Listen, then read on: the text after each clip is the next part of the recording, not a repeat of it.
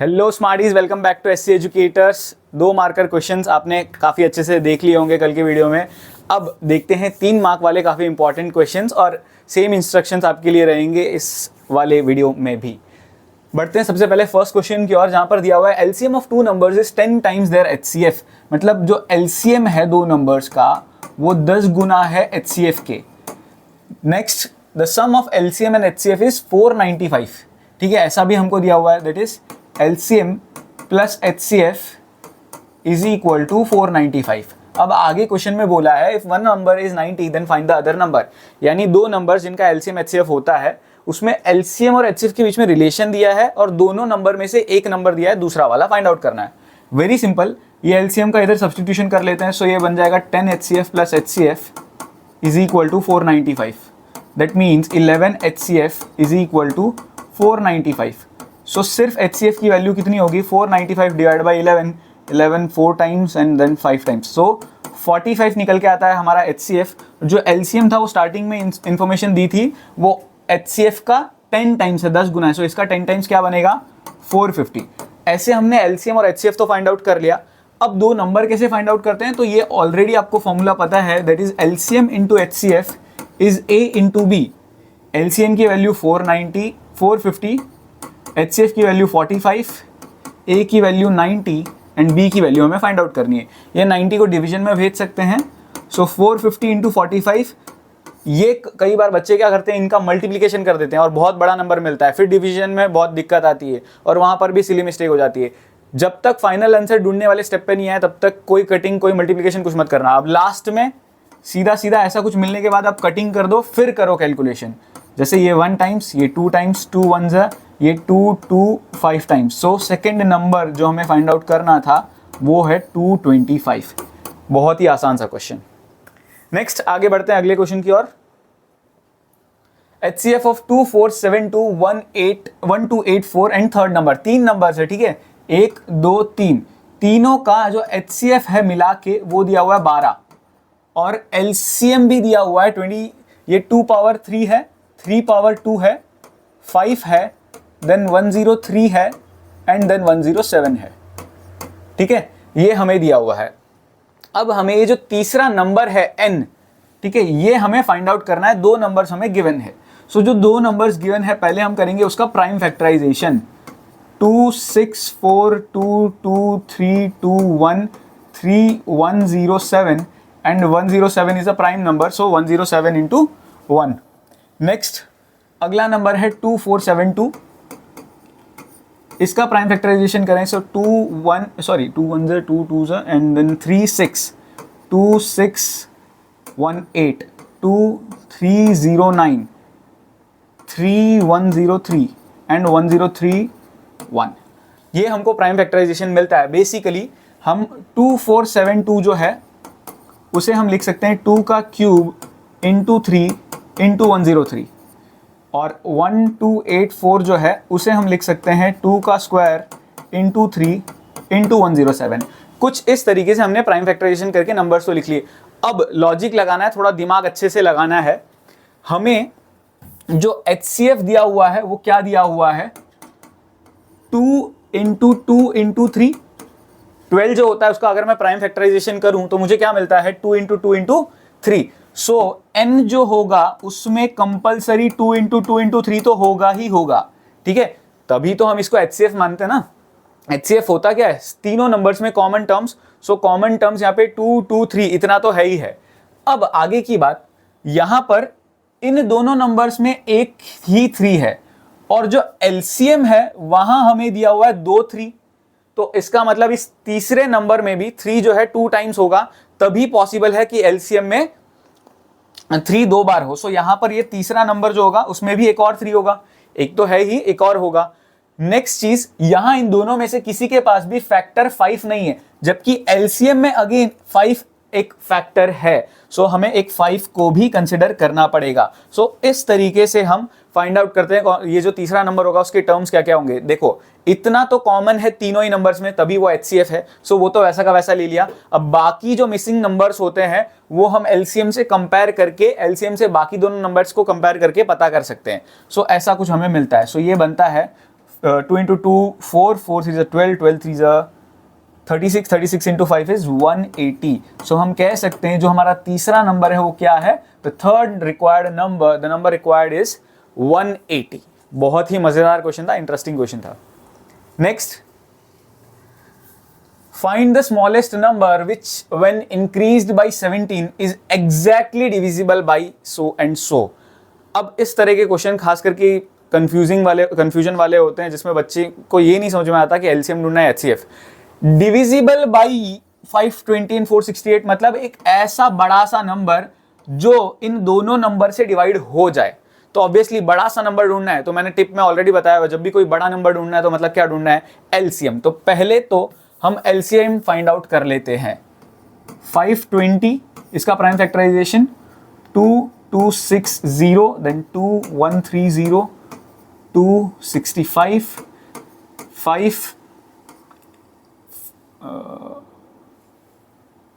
5 से पहले I guess 3 6 5 11 इससे तो जाएगा ही नहीं, 15 13, सो देन 13 1. सो 520 जो है वो हमारा बनेगा 2 का cube into 5 into 13. And then दूसरा नंबर है हमारा 468, इसका प्राइम फैक्टराइजेशन करें तो 234 2117. ठीक है, नेक्स्ट 3 से भी जाएगा, 3 3 27, 3 9 देन 3 13 13 1 ऐसा कुछ हमें मिलता है. सो 468 जो है उसकी वैल्यू होगी, उसके प्राइम फैक्टर्स होंगे कुछ ऐसे. तो अब क्लियरली जो एलसीएम है वो क्या होगा हमारा, सबसे पहले तो सबसे बड़ा वाला पावर देखना होता है. सो 2 का क्यूब, 3 का बड़ा power 3 square, then 5 and then 13. इस तरीके से ये सारे नंबर्स हमको मिलते हैं. इन सब का मल्टीप्लिकेशन करना पड़ेगा. दैट इज 2 का क्यूब तो 8 होता है, 3 का स्क्वायर इज 9, 9 इंटू 8 इज 72. अब 72 इंटू 5 इज 720 का आधा 360. सो 360 इंटू हमें 13 करना पड़ेगा, विच इज, रफ कैलकुलेशन कर लेते हैं,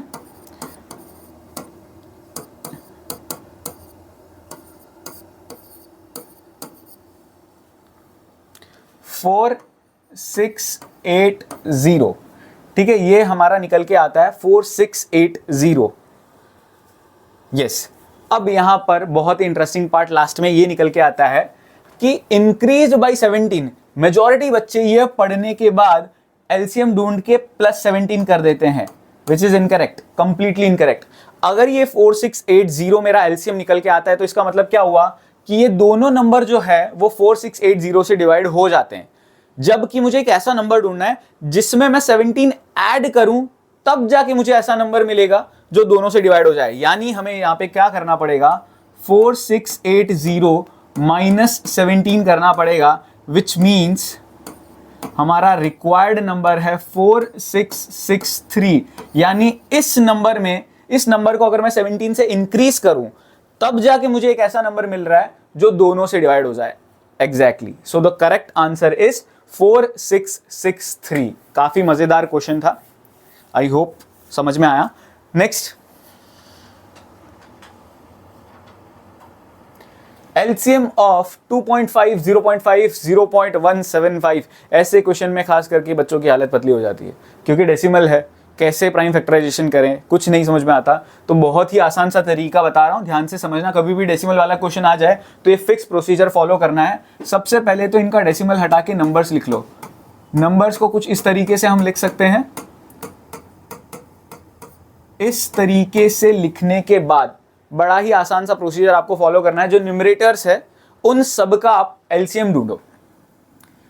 25, 5 5 5 1, 5 तो क्लियरली अकेला नंबर ही है, 1, एंड देन 175.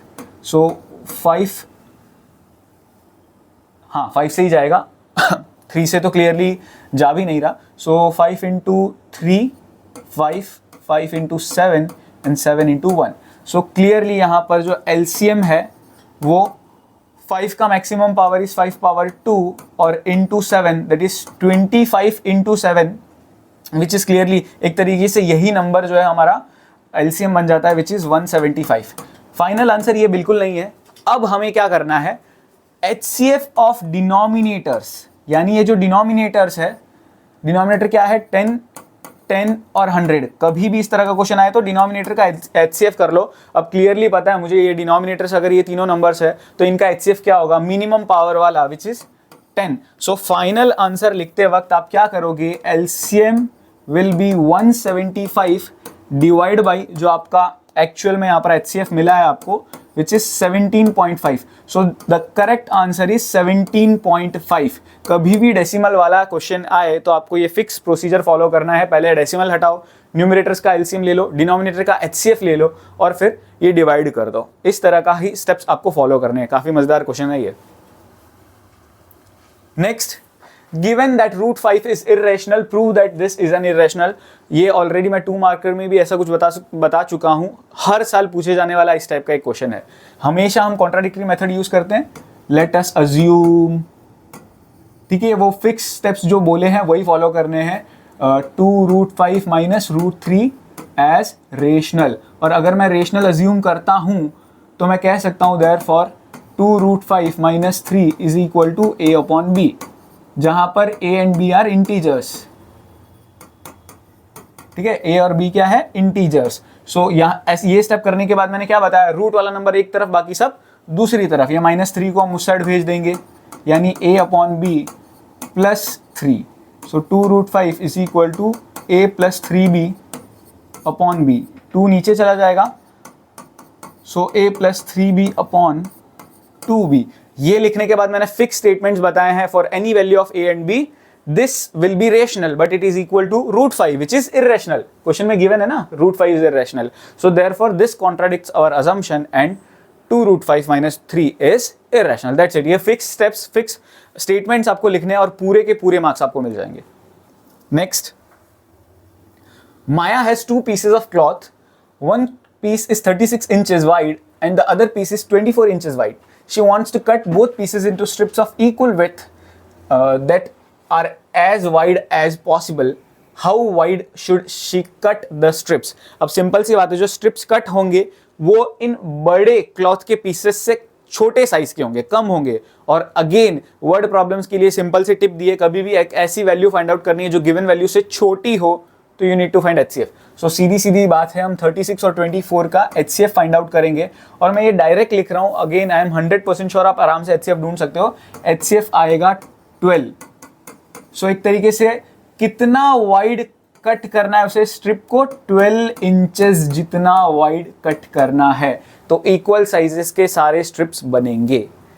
एकदम एकदम easy question. Next, a mason has to fit a bathroom with a square marble tiles of the largest possible size। ठीक है, ये सब इंग्लिश में क्या लिखा है इससे कोई मतलब नहीं हमको। मैथमेटिकल कैलकुलेशन सही होना चाहिए, मैथमेटिकल लॉजिक सही होना चाहिए। यानी एक कोई बाथरूम है, उसके अंदर स्क्वायर शेप की टाइल्स लग रही है। अब बाथरूम का साइज दिया हुआ है 10 feet by 8 feet. What would be the size in inches? अगर इंचेस में बोला है तो याद रखना लेंथ जो 10 फीट है उसे इंचेस में, अब 1 फुट में 12 इंच होती है, ये आपको पता होना चाहिए। ठीक है, याद ही रखना क्योंकि क्वेश्चन में गिवन नहीं है तो ऑब्वियसली आप कुछ नहीं कर पाओगे अगर आपको कन्वर्जन नहीं पता है तो। सो अगर 1 फीट में 12 इंचेस तो 10 फीट में कितना हो गया, 120 इंच। और ब्रेथ जो है वो आपकी है 8 फीट, मतलब 12 इंटू 8 इज 96। सो 96 इंच ये हो गया। What would be the size of what would be the size of tile required that has to be cut and how many. दोनों चीजें पूछी है, टाइल की साइज क्या होगी और कितनी टाइल से लगेगी वो भी पूछा है। तो सीधी सी बात है, टाइल की अगर मेरे को साइज जाननी है तो टाइल की साइज इस गिवन साइज से छोटी होगी। अगेन कोई छोटी वैल्यू ढूंढनी है तो क्या ढूंढना पड़ेगा, HCF। सो 120 का प्राइम फैक्टराइजेशन इज 2, देन 60, 230, 215, 3, 5, 5, 1। 96 का प्राइम फैक्टराइजेशन 248, 224, 212, 26, 23 एंड 31। सो हम 120 को क्लियरली लिख सकते हैं 2 का क्यूब इंटू 3 इंटू 5। और हम 96 को भी इजीली लिख सकते हैं 1, 2, 3, 4, 5, 2 power 5 into 3। So clearly our HCF is, minimum power आपको कंसिडर करना है।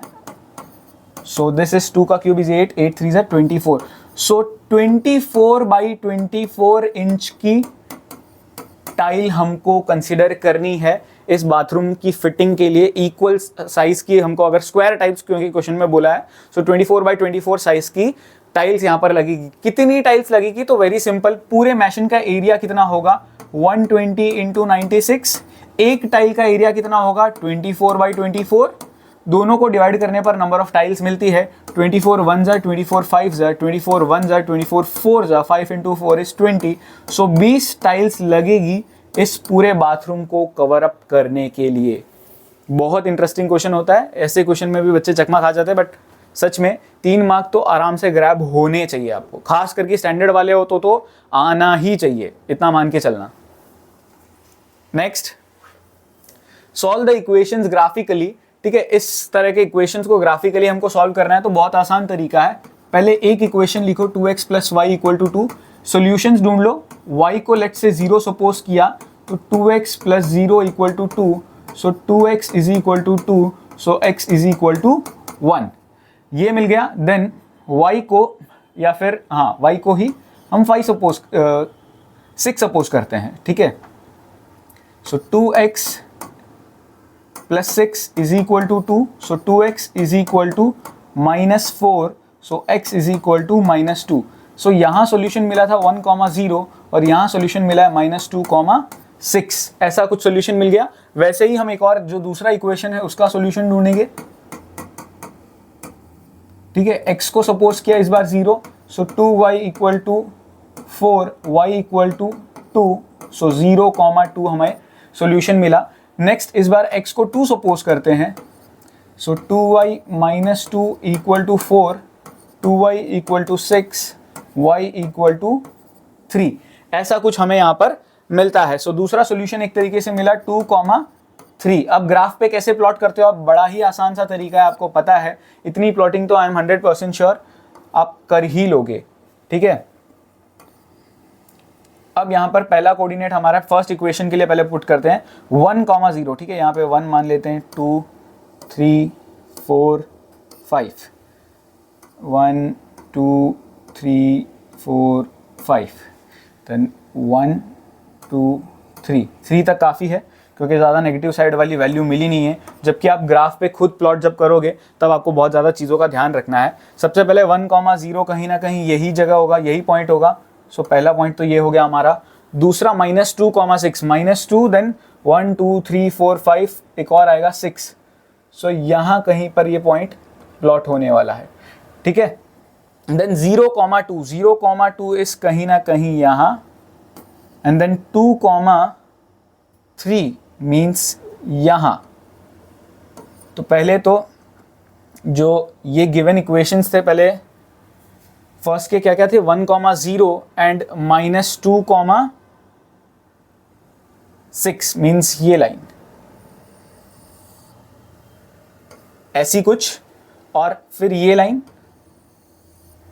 इस तरीके से हमको ग्राफ को प्लॉट करना था और वो ये बड़ा ही आसानी से हमने ये ग्राफ डिजाइन करना था और डिजाइन कर दिया। अब क्या पूछा है? What is the area of the triangle form by the 2 lines, यानी ये 2 लाइंस ने ट्राइंगल जो बनाया, बट वो ट्राइंगल कहां बना है? With the line y equal to 0। यहां पर खेल लेते हैं, बच्चे कंफ्यूज हो जाते हैं y एक्सिस के साथ। अब y एक्सिस पे तो मीट कर रही है तो एरिया तो बन ही नहीं रहा है, तो यहां दिमाग लगाना है। y equal to 0 x axis को डिनोट करता है, x is equal to 0 y axis को डिनोट करता है। एक्चुअल में y इक्वल टू 0 इक्वेशन है x एक्सिस की और x is equal to 0 equation है y एक्सिस की। सो यहां पर x एक्सिस के साथ जो एरिया बन रहा है, यानी कि ये वाला एरिया, ये जो एरिया है, इस एरिया, ये जो ट्राइंगल बन रहा है इसका एरिया हमें फाइंड आउट करना है। सो एरिया आप कैसे फाइंड आउट करते हो? Area will be equal to half into base into height. अब यहां पर हाफ, बेस कितना होगा? यहां पर 1 यूनिट, यहां पर 2 3 4 यूनिट। सो बेस इज 4 और हाइट इज क्लियरली 1 2 यूनिट। सो 2 और 2 कट गया। Area will B 4 SQ units. इस तरीके से आप लिखते हो और ऐसा क्वेश्चन बोर्ड में पूछते हैं। ये हो सकता है आपको लगे टाइम कंज्यूमिंग है, लेकिन इट इज सुपर इजी, बहुत बहुत ज़्यादा आसान है। इसमें कोई आपको ज़्यादा दिमाग लगाने की जरूरत नहीं है। आसानी से सॉल्यूशन ढूंढा, ग्राफ पे प्लॉट किया और लास्ट में हमको एरिया ढूंढना था, वो एरिया ढूंढ लिया। शेड करने के लिए भी बोलते हैं कई बार रीजन, तो शेड भी आप कर सकते हो। मैंने शेड करके बस बताया कौन से ट्राइंगल का एरिया आपको फाइंड करना था। नेक्स्ट यहाँ पर दिया है when a certain 2-digit number is divided by the number obtained by reversing the digits, the quotient is 2 and remainder is 7। अब इस तरह का बहुत मजेदार क्वेश्चन होता है। बच्चे डिवाइड तो आसानी से कर लेते हैं बट ये क्वोशिएंट रिमाइंडर वाली चीज नहीं समझते, तो this is very important, critical, ध्यान से समझना। होता क्या है, लेट्स से 37 एक नंबर है जिसे 2 से डिवाइड करना है, तो हम क्या करते हैं 2 यहाँ पे 2 18 36 बचा 1, तो ये होता है डिविडेंड, ये डिविडेंड, ये डिवाइजर, ये क्वोशिएंट, ये रिमाइंडर। मतलब ये जो डिवाइड हो रहा है, ये जिससे डिवाइड हो रहा है, ये क्वोशिएंट और ये रिमाइंडर, ऐसा कुछ होता है। तो बेसिकली इसको लिखा कैसे जाता है, 37 इज इक्वल टू जिसको डिवाइड कर रहे हैं इनटू जो मिल रहा है क्वोशिएंट में प्लस रिमाइंडर, इस फॉर्मेट में लिखा जाता है। तो यहां पर भी क्वेश्चन में आपको बहुत ज्यादा ध्यान से समझना है। एक 2 डिजिट नंबर डिवाइड हो रहा है, तो पहले तो नंबर को हमने मान लिया XY, ठीक है। सो यहां पर 2 डिजिट नंबर यानी 10x प्लस y, वो डिवाइड हो रहा है किससे, रिवर्स डिजिट वाले नंबर से यानी 10y प्लस x से, और इनटू क्या करना था मैंने बताया अभी, क्वोशिएंट, और प्लस क्या करना था, रिमाइंडर। तो इस तरीके से आप इक्वेशन बनाओगे। इक्वेशन बनाना समझ में आना बहुत जरूरी है, इसमें गलती हो गई ना आगे सॉल्यूशन तक पहुंच ही नहीं पाओगे। ब्रैकेट ओपन करो, 10x plus y is equal to 20y plus 2x plus 7, ये दोनों चीज़ों को उस साइड भेज देते हैं। 10x minus 2x is 8x, y minus 20y is minus 11y equal to 7। अब आगे एक और इन्फॉर्मेशन दिया है, वही नंबर इस बार डिवाइड हो रहा है सम ऑफ इट्स डिजिट्स यानी x प्लस वाई से, तब क्वोशिएंट कितना मिल रहा है 7 और रिमाइंडर कितना बच रहा है 6। ब्रैकेट ओपन करेंगे same, 10x plus y is equal to 7x plus 7y, ये 7x और 7y जो है इसको हम उस साइड भेज देंगे, सब्ट्रैक्ट करेंगे तो ये बनेगा 3x माइनस 3y, 3y नहीं सॉरी माइनस 6y होगा, माइनस 6y इक्वल टू 6, ऐसा कुछ बन गया। 3 से सब कुछ डिवाइड हो रहा है तो कर देते हैं, ठीक है। सिंप्लीफिकेशन ये करना बहुत जरूरी है, काम आसान हो जाता है। अब इन दोनों का अगर एलिमिनेशन करना है तो हम इसे 8x बना सकते हैं, तो पूरे को हम 8 से मल्टीप्लाई करेंगे। बेसिकली ये एक इक्वेशन लिखा, इस पूरे को 8 से मल्टीप्लाई करते हैं तो बनेगा 8x minus 16y 19y sorry 19y, 8x minus 19y equal to 7, 8x minus 16y equal to, इसे 8 से मल्टीप्लाई करते हैं तो आता है 16। सो यहाँ पर अब साइन चेंज का खेल, 8x माइनस 8x गया, minus 19y plus 6y is minus 3y and 7 minus 16 is minus 9, minus minus cancel हो जाएगा और 9 डिवाइड बाई 3 हमको पता है ये कितना आता है 3। ये तो मिला y। अब बारी आती है x की, तो यहाँ पुट कर देते हैं x minus 2 into 3 is 6 is equal to 2, 6 उधर जाके ऐड हो जाएगा तो x आएगा 8। अब क्वेश्चन में बोला था फाइंड द ओरिजिनल नंबर, और ओरिजिनल नंबर मेरा था xy यानी कि 83। फाइनल स्टेटमेंट कुछ ऐसा लिखोगे, the required original number is 83। काफी इंटरेस्टिंग क्वेश्चन, मस्त क्वेश्चन, ऐसा पूछा जा सकता है 3 मार्क में। Next, students of a class are made to stand in rows. If 4 students are extra in a row, there would be 2 rows less. If 4 students are less in a row, there would be 4 more rows. मतलब कुछ number of students को एक तरीके से रोज में खड़ा किया है। तो this is very interesting question, ध्यान से समझना। Let the number of students be x और number of rows be y, ठीक है। ऐसे मतलब number of students in 1 row है, ठीक है, number of students in 1 row, ठीक है। एक रो में कितने स्टूडेंट्स है, x नंबर ऑफ स्टूडेंट्स है, और टोटल रोज कितनी है ऐसी, y नंबर ऑफ रोज है। तो ध्यान से समझने की यहाँ पे कोशिश करना। टोटल स्टूडेंट्स एक्चुअल में कितने होंगे,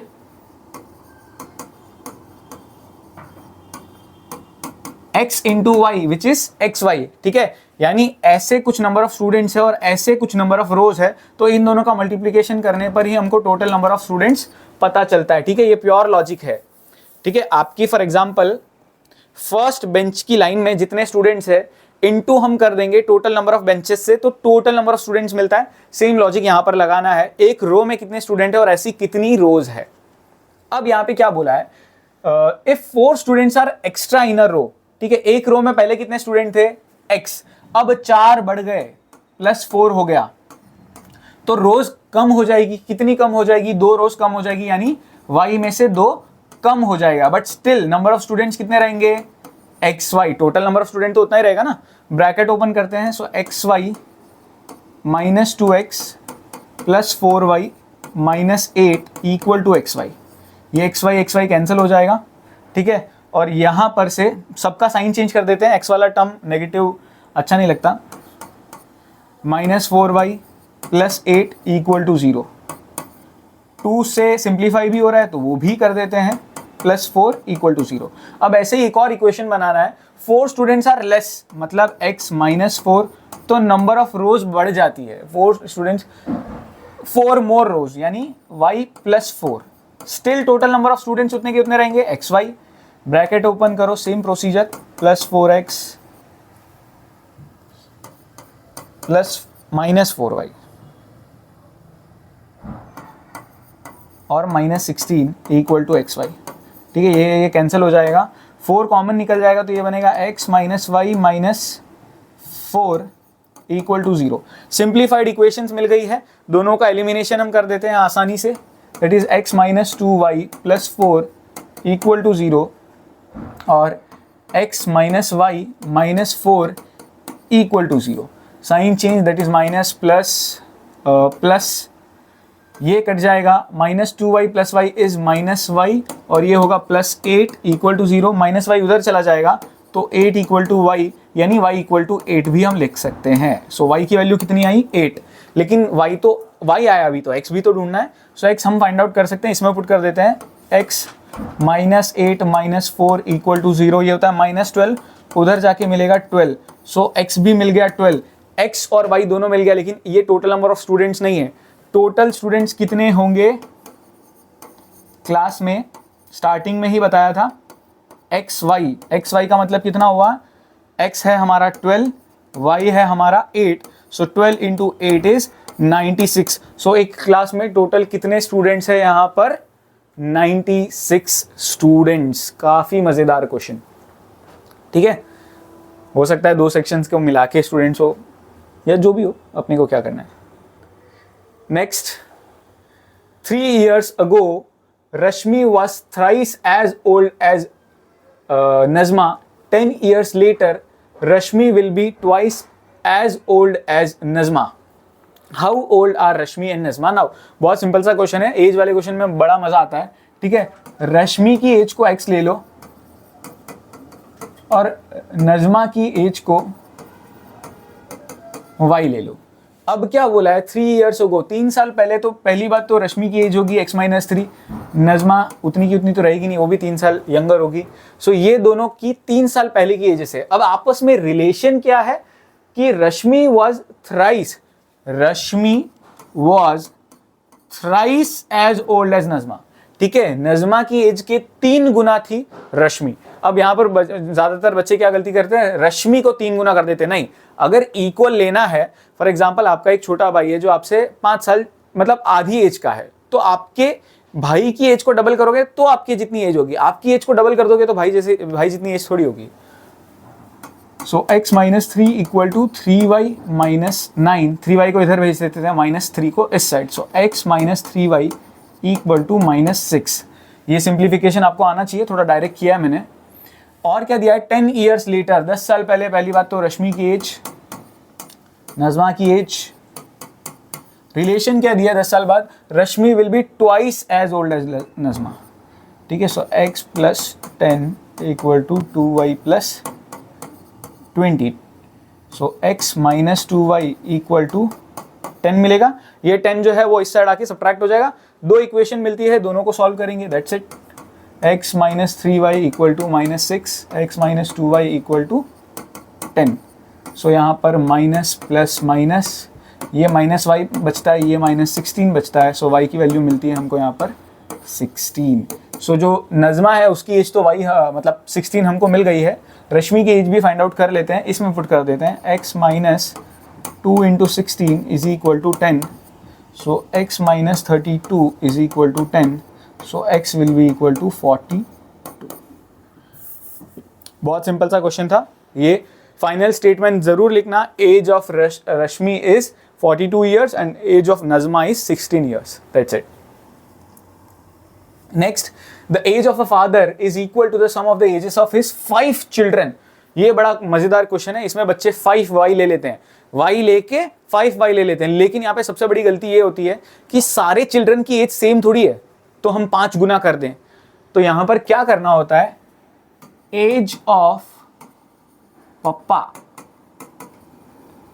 is x and age of sum of age of actual में sum of age of 5 children is equal to y। ठीक है, पांचों का मिला के y एज है। इंडिविजुअली पांचों कितने साल के हैं वो नहीं पता, तो हम सपोज भी नहीं कर सकते कि पांचों सेम एज के हैं। ठीक है, आफ्टर 15 ईयर्स, अब देखो 15 साल बाद पहले सिनेरियो क्या होगा आफ्टर 15 ईयर्स,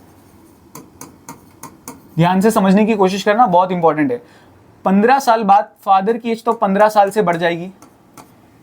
अब सन में क्या होगा, करंटली सन या जो भी है चिल्ड्रन जो है, वाई तो अभी प्रेजेंटली सम है, लेकिन 5 बच्चे हैं, पांचों 15 साल बढ़ेंगे, यानी 15 plus 15 plus 15 plus 15 plus 15 that is 15 into 5 which is 75।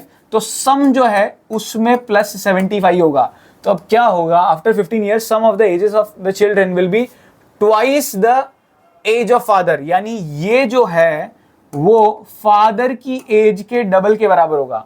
ये जो पांचों चिल्ड्रन की एज का सम है वो फादर की एज का डबल होगा, ये समझना बहुत जरूरी है। और क्या दिया हुआ है, और ये चीज भी स्टार्टिंग में दी हुई थी कि age of father is equal to the sum of the age of his 5 children. So x is equal to y भी दिया हुआ है। ठीक है, एक इक्वेशन ये भी है हमारे पास, x is equal to y।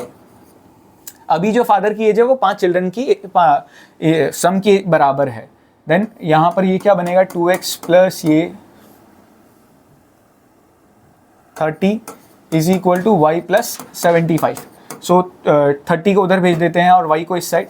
So 2x minus y is equal to 75 minus 30 which is 45। अब यहाँ पर जो x है या y को ही हम x भी पुट कर सकते हैं क्योंकि वो इक्वल है। So x is equal to 45। हमें फाइंड आउट क्या करना था, find the age of father. तो फादर की एज हमें कितनी पता चली, 45 ईयर्स ओल्ड। काफी मजेदार क्वेश्चन था, ध्यान से समझना ये भी। नेक्स्ट, अब ये बड़ा ही इंटरेस्टिंग सा क्वेश्चन है। Half of the difference between two number is 2, the sum of the greater number and twice the smaller number is 13, find the number. अब यहाँ पर ये नंबर, ये सम जो है वो आपको खुद करना है। इस सम को जब आप सॉल्व करोगे तो लास्ट में 2 डिजिट नंबर मिलेगा। लेट्स से जस्ट मैं सपोज कर रहा हूँ यहाँ पर 89। ठीक है, सो 89 जो है वो पासवर्ड होगा। पासवर्ड किस चीज का होगा, आप डिस्क्रिप्शन में देखोगे एक गूगल फॉर्म की लिंक होगी, एक क्विज की लिंक होगी। वो क्विज आपको खेलनी चाहिए, बहुत ही मजा आएगा, एमसीक्यू की अच्छी प्रैक्टिस होगी। सो उस क्विज को खेलने के लिए लेकिन आपको एक पासवर्ड की रिक्वायरमेंट होगी। वो इस सम को सॉल्व करने पर जो 2 डिजिट नंबर होगा दैट्स इट, वो 2 नंबर ही आपको एक तरीके से इनपुट डालना है पासवर्ड के लिए, और उससे आप आराम से क्विज खेल पाओगे। Next, if alpha beta are the zeros of quadratic polynomial, find the quadratic polynomial whose zeros are this। ठीक है, अगर अल्फा बीटा इस पॉलिनोमियल के जीरोस है तो इन जीरोस वाले पॉलिनोमियल को फाइंड आउट करो। तो बहुत आसान, 2 तरीके होते हैं, एक तो जीरोस ढूंढ लो, फिर +1 कर दो और फिर वैसे प्रोसीड करो। दूसरा जो हमेशा यूनिवर्सल मेथड है, जो काम लगेगा ही लगेगा, चाहे मिडिल टर्म स्प्लिटिंग ना भी हो, उस तरह के क्वेश्चन में भी ये मेथड काम लगता है। दैट इज, पहले तो जीरोस, एक्चुअल जो जीरोस हैं उनका सम ढूंढो, वो यहां पर आएगा -3 प्रोडक्ट ऑफ जीरोस c/a यानी 2 × 1 विच इज 2। ये सम और प्रोडक्ट मिल गया। अब for new polynomial sum will be, sum क्या होगा, alpha plus 1 plus beta plus 1। इस चीज को सिंप्लीफाई कर देते हैं, alpha plus beta plus 2। Alpha plus beta कितना मिला है हमें, -3, और ये +2 वैसा का वैसा यानी -1। और उस न्यू पॉलिनोमियल का प्रोडक्ट क्या होगा, alpha plus 1 into beta plus 1। सो यहाँ पर अगर मैं मल्टीप्लाई करूँ तो ये बनेगा अल्फा प्लस बीटा प्लस 1, यानी ये अल्फा दोनों से मल्टीप्लाई हुआ, फिर 1 दोनों से मल्टीप्लाई हुआ। अल्फा बीटा की वैल्यू कितनी थी हमारे पास, 2। अल्फा प्लस बीटा की वैल्यू हमारे पास थी -3 और +1। सो 2 + 1 is 3, 3 - 3 is 0। So product of zeros हमें क्या मिला यहाँ पर, 0। और पॉलिनोमियल क्या होता है, x² minus sum of zeros into x plus product of zeros. ठीक है, ये आप अच्छे से लिखोगे। अब x² लिख दिया, माइनस सम कितना मिला था हमको, -1 into x plus product of zero कितना मिला, 0।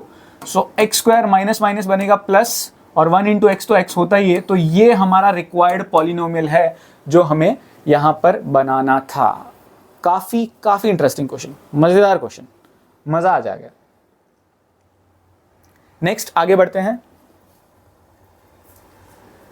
The taxi charges in city comprises of fixed charges together with the charges for distance covered। ये फिक्स तरह का क्वेश्चन है, ये एनसीईआरटी में भी ऐसे टाइप का क्वेश्चन है। फिक्स चार्ज, ठीक है, फिक्स चार्ज को हम एक्स सपोज करेंगे और चार्ज पर किलोमीटर, वो डिस्टेंस पे बेसिकली वो वाई। तो अब क्या बोला है यहाँ पर, 12 किलोमीटर के लिए पहली बात तो फिक्स चार्ज तो देना पड़ेगा, फिर 1 किलोमीटर का वाई, तो 12 किलोमीटर का 12y इक्वल टू 789। ठीक है, दूसरी information, for journey of 20 kilometre so x + 20y, charge paid is 145 rupees. ऐसा कैसे हो सकता है, आई थिंक कुछ तो गड़बड़ होना चाहिए। 12 किलोमीटर के लिए 700 रुपये दे रहा है और 20 किलोमीटर के लिए 145 रुपये दे रहा है, तो यहाँ पर आई गेस कुछ तो एरर है। इस क्वेश्चन को हम स्किप करेंगे। Next, in chemistry lab there is some quantity of 50% acid solution and some quantity of 25% acid solution। इस तरह के क्वेश्चन बच्चों को एक तरीके से सर खुजलाने पे मजबूर कर देते हैं। तो कैसे क्रैक करना है, ध्यान से समझना, क्वेश्चन को रीड कैसे करना है, समझना कैसे। How much of each should be mixed to make 10 litres of 40% solution. ध्यान से समझना। सबसे पहले मान लेता हूं x litre from 50% acid solution और y litre from 25% acid solution. इसका मतलब क्या हुआ, दो सॉल्यूशंस थे, इसमें से कुछ लिया, इसमें से कुछ लिया, और कुछ लेने के बाद जब मिक्स किया तो जो नया चीज बना उसमें 10 लीटर ऑफ 40% एसिड सॉल्यूशन, ऐसा कुछ एक तरीके से बना है। काफी मजेदार क्वेश्चन है, तो ध्यान से समझने की कोशिश करना। If there is some quantity of 50% acid solution and सबसे पहली बात तो इसमें से x लीटर लिया तो x, इसमें से y लीटर लिया तो y, और दोनों को मिला के कितना सॉल्यूशन बन रहा है, 10 लीटर। सो ये तो बन गया 10। ये पहला इक्वेशन तो बनाना बहुत ज्यादा सिंपल था। नेक्स्ट 50% अगर इसमें से ले रहा हूं, सो 50/100 ऑफ x, 25% इसमें से ले रहा हूं,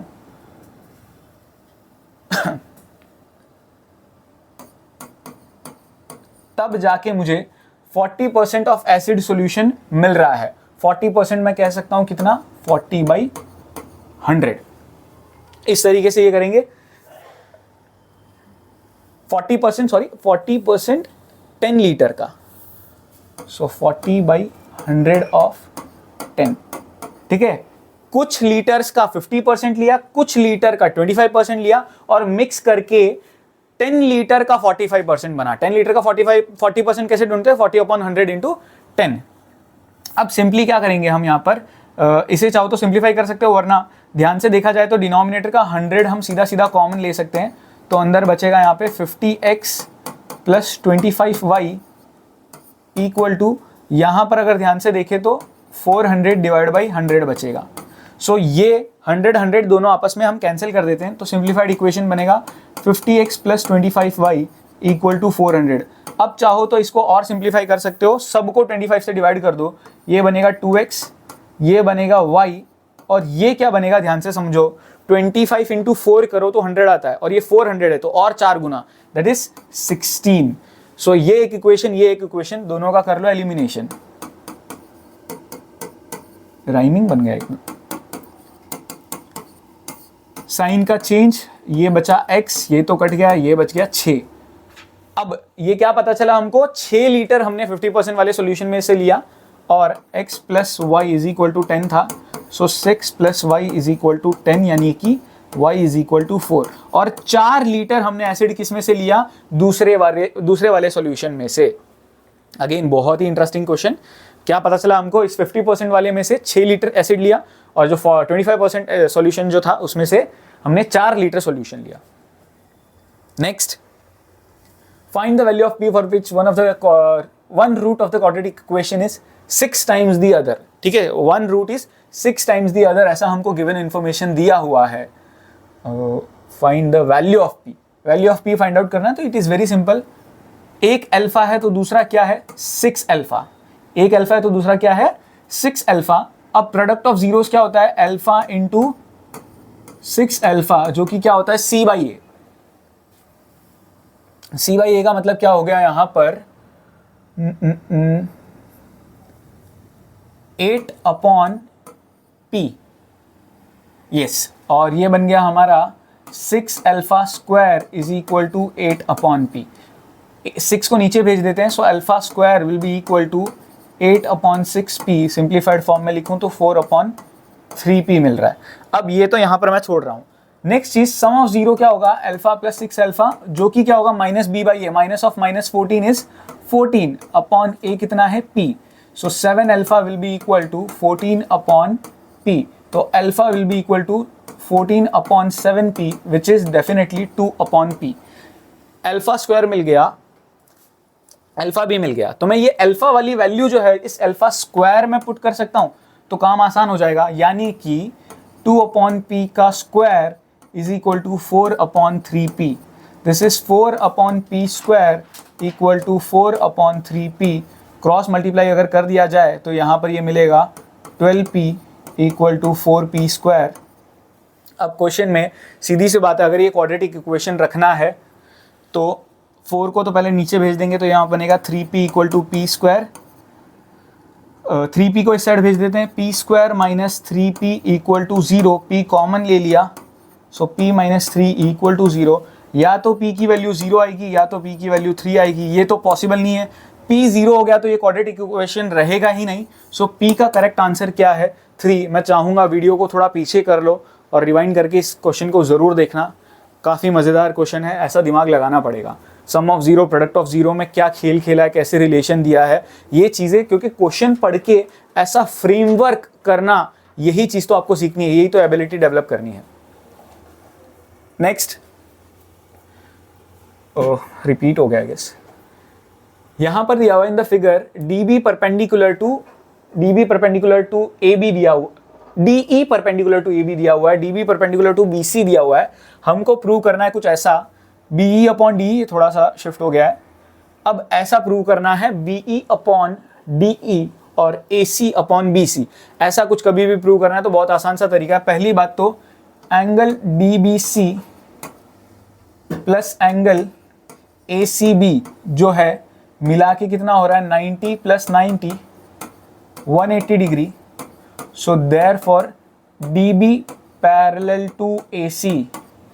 इसका रीजन क्या है, ध्यान से समझो, ये को इंटीरियर एंगल्स बन गए, ठीक है। को इंटीरियर एंगल्स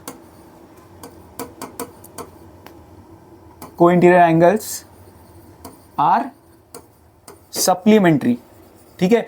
को इंटीरियर एंगल्स को आपने सप्लीमेंट्री प्रूव कर दिया, और अगर वो सप्लीमेंट्री है तो लाइंस को कैसा होना पड़ेगा, पैरेलल ही होना पड़ेगा। अब आप क्या लिख सकते हो, एंगल, ठीक है, ध्यान से समझना, एंगल DBE वो किसके बराबर होगा, DBE मतलब ये एंगल किसके बराबर होगा, इस एंगल के बराबर। ये कौन सा एंगल है, DBE, ये बराबर है हमारा CAB। कैब के बराबर, ठीक है, DBE तो CAB ऑल्टरनेट इंटीरियर एंगल के चलते, ठीक है, लाइंस पैरेलल है तो obviously alternate interior angles equal होंगे। दूसरी इंफॉर्मेशन हमारे पास क्या है, angle DEB will be equal to angle ACB। Reason क्या है, 90 डिग्री। काफी मजेदार क्वेश्चन था, खत्म नहीं हुआ है। अब ये दो एंगल्स हमने आपस में इक्वल बता दिए, तो अब हम क्या करेंगे, ट्राइंगल को सिमिलर लिखेंगे, कौन से, DEB will be equal similar to, अब सिमिलर लिखते वक्त सबसे ज्यादा ध्यान देना, DEB, E वाला कौन सा है, 90 डिग्री, तो इस वाले ट्राइंगल में 90 डिग्री कौन सा है, C, तो बीच में अल्फाबेट C ही होगा, इधर का अल्फाबेट बाकी है। DEB लास्ट में ये वाला एंगल लिखा, ये वाला एंगल मेरा किसके बराबर था, A के, तो लास्ट वाला अल्फाबेट A होगा और यहां पर क्या आएगा, B। ये सिमिलर लिखते वक्त बहुत ज्यादा ध्यान देना है। देखो ये इसके बराबर था तो यहां पर ACB लिख दिया आपने सिमिलर, तो आपके रेशियोज गलत हो जाएंगे। तो सिमिलर लिखते वक्त अल्फाबेट का ऑर्डर समझना बहुत जरूरी है। जो दो एंगल्स मेरे इसके कौन से मेरे पास इक्वल में दिए हुए हैं, E और B इस वाले का, तो इधर भी E के बराबर C है और B वाले के बराबर A है, तो वो अल्फाबेट्स वहीं पे आने चाहिए, ये बहुत जरूरी है। रेशियोज इक्वल ले लेंगे, DE upon BC equal to EB upon CA equal to DB upon BA। अब जो मुझे प्रूव करना है उसके हिसाब से BE चाहिए नीचे, सो ये दो रेशियोज लेने पड़ेंगे। ये दो रेशियोज में, ठीक है, इन दोनों को स्वैप कर लेते हैं हम, ठीक है, CA को उधर और DE को नीचे, तो CA upon BC equal to EB upon DE। Alphabets आगे पीछे चलेंगे, कोई दिक्कत नहीं है। AC का CA कर दो, BC तो सेम है, BE का EB कर दो, कोई फर्क नहीं पड़ता, बट इस तरीके से आपको प्रूव करना आना चाहिए। बहुत मजेदार क्वेश्चन था, ठीक है। इसको और एक लेंदी मेथड से भी कर सकते हैं, बट मैंने आपको थोड़ा स्मार्टली खेलना सिखाया है, तो ये चीज जरूर ध्यान रखना। Next question, show that the points are the vertices of square.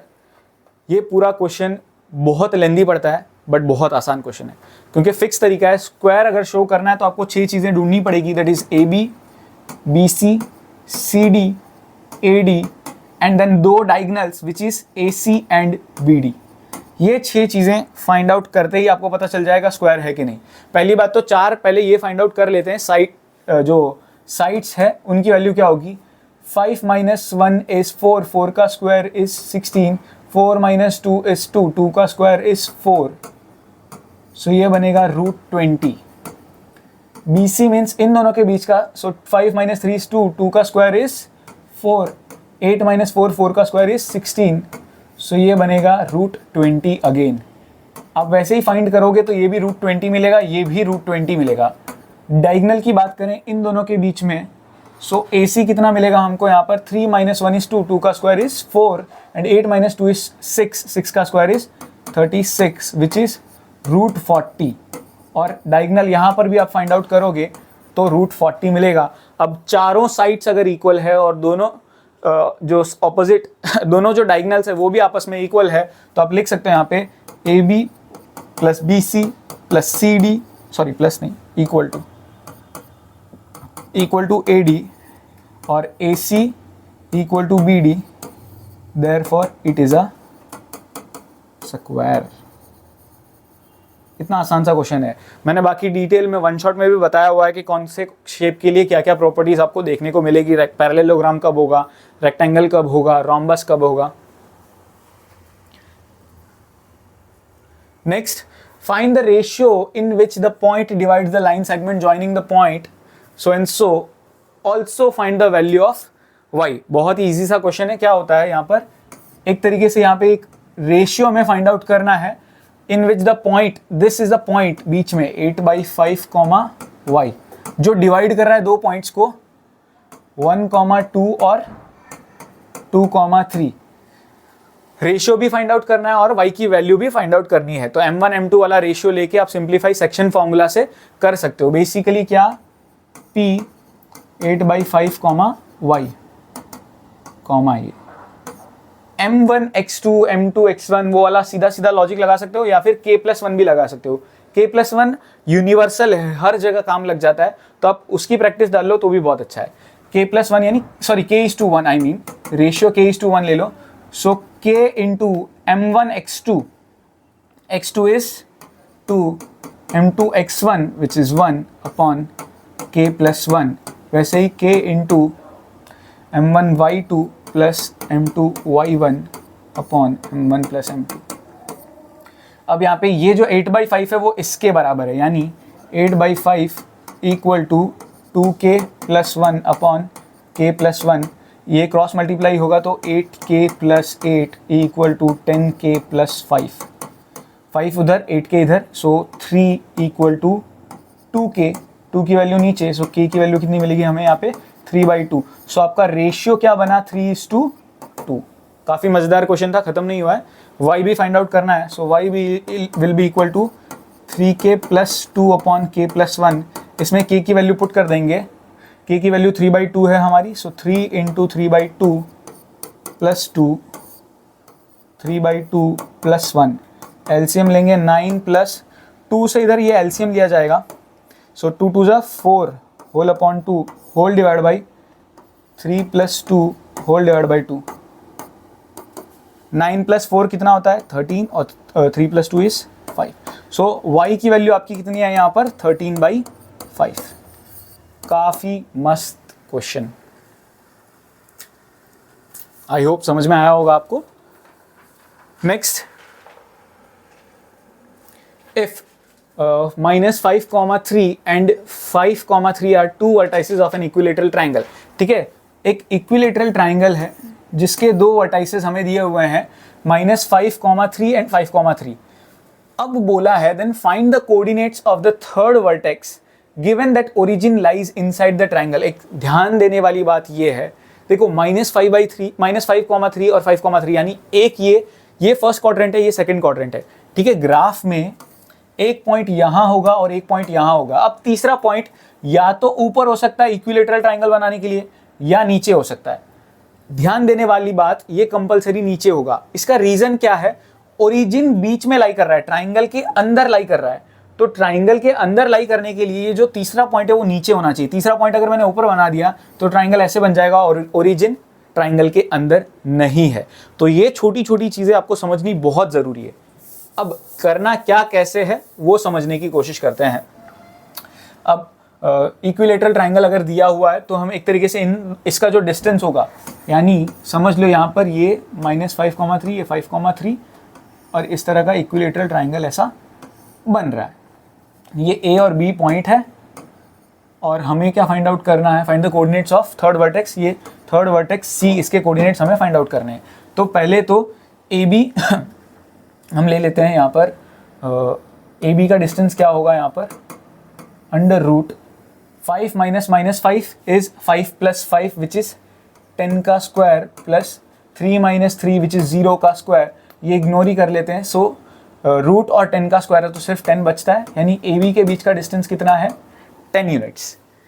Done. अब आगे समझते हैं, find the coordinates of the third vertex. जो इसके कोऑर्डिनेट्स है उसको XY सपोज करते हैं हम. अगर XY कोऑर्डिनेट है तो इसका डिस्टेंस और इसका डिस्टेंस आपस में इक्वल होगा, या फिर कोई एक का डिस्टेंस ले लें तो भी चलेगा, कोई दिक्कत नहीं है. यहाँ पर AC का डिस्टेंस कितना होगा BC के बराबर. सो AC यहाँ पर क्या होगा, अब AC का स्क्वायर और BC का स्क्वायर ले लेते हैं सो दैट रूट नहीं लिखना पड़ेगा. AC विल बी x - -5 तो x + 5 का होल स्क्वायर प्लस y - 3 का whole square equal to x - 5 का होल स्क्वायर प्लस y - 3 का होल स्क्वायर. देखो y - 3 होल स्क्वायर दोनों साइड है तो वो कट जाएंगे. इधर आइडेंटिटी लगेगी x² + 2ab तो 10x + 25 इक्वल टू इधर x² - 2ab सो 10x + 25. सो यहाँ पर x² कट जाएगा, 25 कट जाएगा, -10x इधर आ जाएगा तो 20x इक्वल टू 0 और x की वैल्यू मिलेगी 0. और मुझे लगा ही था x यहाँ पे 0 आएगा क्योंकि y एक्सिस पे लग रहा है, यहाँ पर ये कोऑर्डिनेट होगा, y एक्सिस पे x 0 होता है. इसे हम पुट कर देंगे अगेन. किस में पुट करेंगे, सो ये जो AC का डिस्टेंस है जो हमको पता है, AC का डिस्टेंस कितना है हमारे पास 10. सो डिस्टेंस फॉर्मूला अब AC का स्क्वायर कर लेते हैं. सो AC का square, AC is x plus 5 का whole square plus y minus 3 का whole square is equal to 10 square. अब ये हमारे पास जो x की वैल्यू है वो तो 0 है, 0 प्लस 5 इज 5, 5 का square is 25, so 25 plus y minus 3 का होल स्क्वायर इक्वल टू 100। 25 उधर जाके सब्ट्रैक्ट होगा और इधर a माइनस बी होल स्क्वायर की आइडेंटिटी लगाएंगे, या फिर रहने देते हैं एक बार। ये कितना मिलेगा हमको 75 whole square, so y minus 3 will be root 75। Root 75 को हम लिख सकते हैं प्लस माइनस रूट 75, रूट 75 को हम लिख सकते हैं एक तरीके से, हम सेपरेटली यहाँ पे कर देते हैं। Root 75 is basically 5 root 3, so 5 root 3 plus 3 होगा, और दूसरा y equal to minus 5 root 3 plus 3 होगा। दिस इज वेरी इंपॉर्टेंट, ठीक है। दो पॉसिबल, अब ये वैल्यू पॉसिबल है नहीं, क्योंकि अगर ये वैल्यू पॉसिबल होती तो ये पॉइंट ऊपर होता, पॉजिटिव साइड होता, तो ओरिजिन ट्राइंगल के अंदर नहीं बनता, तो हमको ये वैल्यू ही कंसिडर करनी पड़ेगी, क्योंकि ये वैल्यू नेगेटिव मिलने वाली है। देखो -5 इंटू ये कितना है हमारा 1.7 प्लस 3, इसको जब मल्टीप्लाई करते हैं तो 17 का आधा विच इज़ 8.5 माइनस 8.5 और प्लस 3, सो y की एक्चुअल वैल्यू हमको मिलेगी -5.5।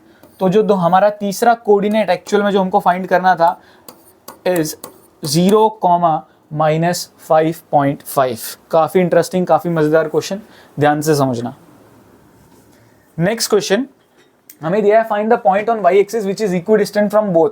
ये आराम से आप कर सकते हो, और मुझे कोऑर्डिनेट जो आएगा यहाँ पर x एक्सिस में विच इज 0, समथिंग वैल्यू, वो मुझे कमेंट बॉक्स में लिख के बताओ, क्योंकि आपको पता है अगर वो y एक्सिस पे इक्विडिस्टेंट है तो इक्विडिस्टेंट का लॉजिक मैंने बताया है, PA equal to PB, PA square equal to PB square.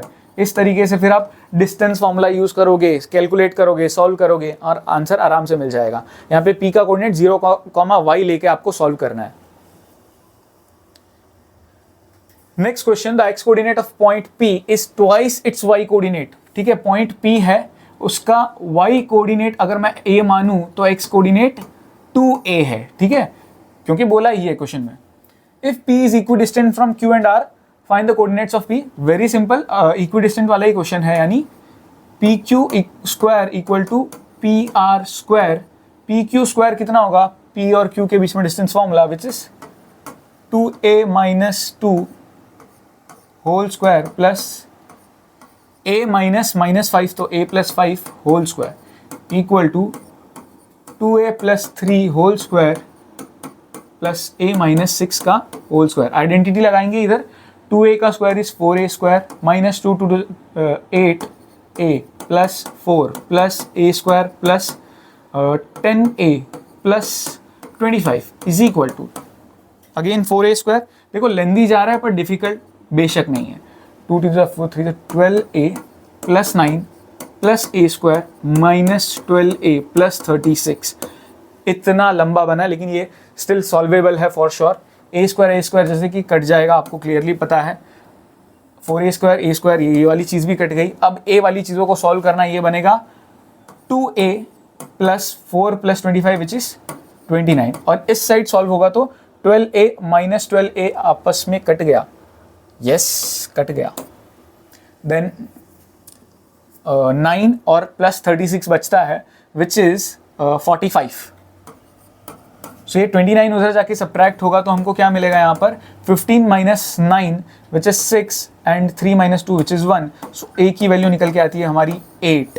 So actual में जो कोऑर्डिनेट हमें p का ढूंढना था वो है हमारा 16,8, क्योंकि ये 2a था और ये a है। So this way you will do this. Next question, ये one of the most important question, काफी इंटरेस्टिंग क्वेश्चन है, बोर्ड में कई बार पूछा गया ऐसा क्वेश्चन है, एनसीईआरटी का क्वेश्चन है जबकि, तो मस्त मेथड से अभी बताऊंगा, तो ध्यान से समझने की कोशिश करना। क्वेश्चन में क्या बोला हुआ है यहाँ पर, ए बी एक डायमीटर है और हमें दिया हुआ है centre O A Q B P P Q, tangents दिए हैं, और ये पी ओ क्यू जो है टेक्स्ट बुक में अल्फाबेट्स बदल दिए हैं, कुछ अलग है, ए ओ बी दिए हैं ऐसा कुछ, और 90 डिग्री बेसिकली हमें प्रूव करना है। तो बड़ा आसान तरीका है, हम क्या करेंगे, पहले तो यहाँ पर एक लाइन बना के ये ज्वाइन कर देंगे, लाइन बनाने के बाद, ज्वाइन करने के बाद यहाँ पर पॉइंट लिया हमने M, ये कंस्ट्रक्शन था बेसिकली। आप क्या करोगे, सिंपल से स्टेप्स फॉलो करते हुए इन दो ट्राइंगल्स को कॉन्ग्रुएंट प्रूव करोगे। कॉन्ग्रुएंट मतलब क्या होता है आपको पता है, आई एम श्योर, और कॉन्ग्रुएंट कैसे प्रूव करते हैं वो भी आपको पता है। कौन से दो ट्राइंगल, ये OAQ और OMQ, इन दोनों को कॉन्ग्रुएंट प्रूव करोगे। In triangle OAQ and triangle OMQ, इसमें OA equal to OM, reason क्या, रेडियस, ठीक है। AQ equal to MQ, reason क्या, टेंजेंट्स फ्रॉम एक्सटर्नल पॉइंट। तीसरी चीज OQ equal to OQ, reason क्या, कॉमन। तो कह सकते हैं therefore triangle OAQ congruent to triangle OMQ, और रीजन क्या भाई, और ध्यान से देखना 10th स्टैंडर्ड है तो कहीं सिमिलर मत लिख देना, कॉन्ग्रुएंट प्रूव किया, एग्जैक्टली सेम है। और अगर ये दोनों कॉन्ग्रुएंट है तो हम लिख सकते हैं angle AOQ will be equal to angle MOQ, ठीक है। ये दोनों एंगल्स, ये वाला पार्ट और ये वाला पार्ट आपस में इक्वल होगा, ठीक है, बाई CPCT। आई होप समझ में आया होगा। ये दोनों एंगल्स इक्वल है और इनको क्या सपोज किया हमने एक तरीके से बाई CPCT इक्वल प्रूव किया, और इसी को हम सपोज कर लेते हैं इन दोनों एंगल्स को x, ठीक है। ये क्या है x, ये भी क्या है x। सिमिलरली आप क्या करोगे, नीचे के जो दो ट्राइंगल्स है उन्हें कॉन्ग्रुएंट प्रूव करोगे। कौन से, triangle OBP congruent to triangle OMP, same by SSS। और सेम तरीके से एंगल आपका BOP इक्वल होगा एंगल MOP के बराबर, और y सपोज करोगे आप इसे CPCT से, ठीक है। यानी ये दोनों एंगल्स आपस में इक्वल, और इनको क्या सपोज किया, y, ये दोनों x, ये दोनों y। अब ध्यान से समझो, इन चारों एंगल्स का सम यानी x plus y plus y equal to 180 degree. Reason क्या लिखोगे, लीनियर पैर, एक स्ट्रेट लाइन बन रही है, एक स्ट्रेट लाइन का पूरा एंगल बन रहा है। स्ट्रेट एंगल जिसे बोला जाता है, आपने 9th स्टैंडर्ड में पढ़ा है अगर पढ़ाई की हो तो। ये 2x plus 2y equal to 180 degree. 2 common ले लेंगे तो x प्लस वाई कितना मिलेगा हमको, यहाँ पर 90 डिग्री। कॉमन लेके डिवाइड कर दिया, और x प्लस वाई एक्चुअल में मेरा ये बीच का एंगल जो है वो x प्लस वाई ही तो है, जिसे हम क्या कह सकते हैं, एंगल POQ। और इसी को 90 डिग्री प्रूव करना था। इस तरीके से आप प्रूव करोगे, पूरे के पूरे 3 मार्क्स आपको मिलेंगे। काफ़ी इंटरेस्टिंग क्वेश्चन, काफ़ी मज़ेदार question. Next, in the given figure PQ is tangent to a circle and BAQ 30 degree, show that BP BQ equal। ठीक है, BP और BQ को इक्वल प्रूव करना है। काफ़ी मज़ेदार क्वेश्चन है, ध्यान से समझने की कोशिश करना। फिगर से ही आपको बता देता हूँ। पहले तो OQ को ज्वाइन कर दो। OQ को ज्वाइन किया तो अब ये रेडियस, ये भी रेडियस तो एंगल्स इक्वल बनाएंगे, यानी ये 30 डिग्री बना रहा है तो ये भी 30 डिग्री ही बनाएगा। अब ध्यान से समझना, ये 30 डिग्री, तो एक चीज़ समझने वाली है यहाँ पर, ध्यान से सुनना। ये जो डायामीटर है, AB अगर डायामीटर है तो डायामीटर यहाँ पर सर्कल पे fix, angle in a semi circle 90 degree, ये 9th स्टैंडर्ड की प्रॉपर्टी है। डायामीटर को कहीं पे भी ज्वाइन कर दो, डायामीटर को, तो एंगल 90 डिग्री बनाता है। उस 90 में ये 30 है तो ये बाकी कितना बचा, 60 डिग्री। ये 60 तो ये 60, क्यों, अगेन रेडियस वाली बात, दोनों रेडियस है, दोनों एंगल्स इक्वल बनाएंगे। ये 60 तो ये कितना, ये भी 60 डिग्री। तो यहाँ पर एक तरीके से इतना पता चल गया, ये क्या है, इक्विलेटरल ट्राइंगल है। इतना तो हमको पता चल ही गया। अब आगे बढ़ते हैं, ध्यान से समझने की कोशिश करते हैं। ये टेंजेंट है, ठीक है, ये टेंजेंट है। अब अगर ये टेंजेंट है तो रेडियस कितना एंगल बनाएगा, 90 डिग्री, यानी इतना एंगल जो पूरा होगा वो कितना होगा, 90 डिग्री। उस 90 में से ये इतना पार्ट कितना है, 60 डिग्री, तो ये बाकी कितना बचा, 30 डिग्री। एक कॉम्प्लेक्स लग रहा है बट उतना है नहीं अगर लॉजिकली सोचने जाओ तो।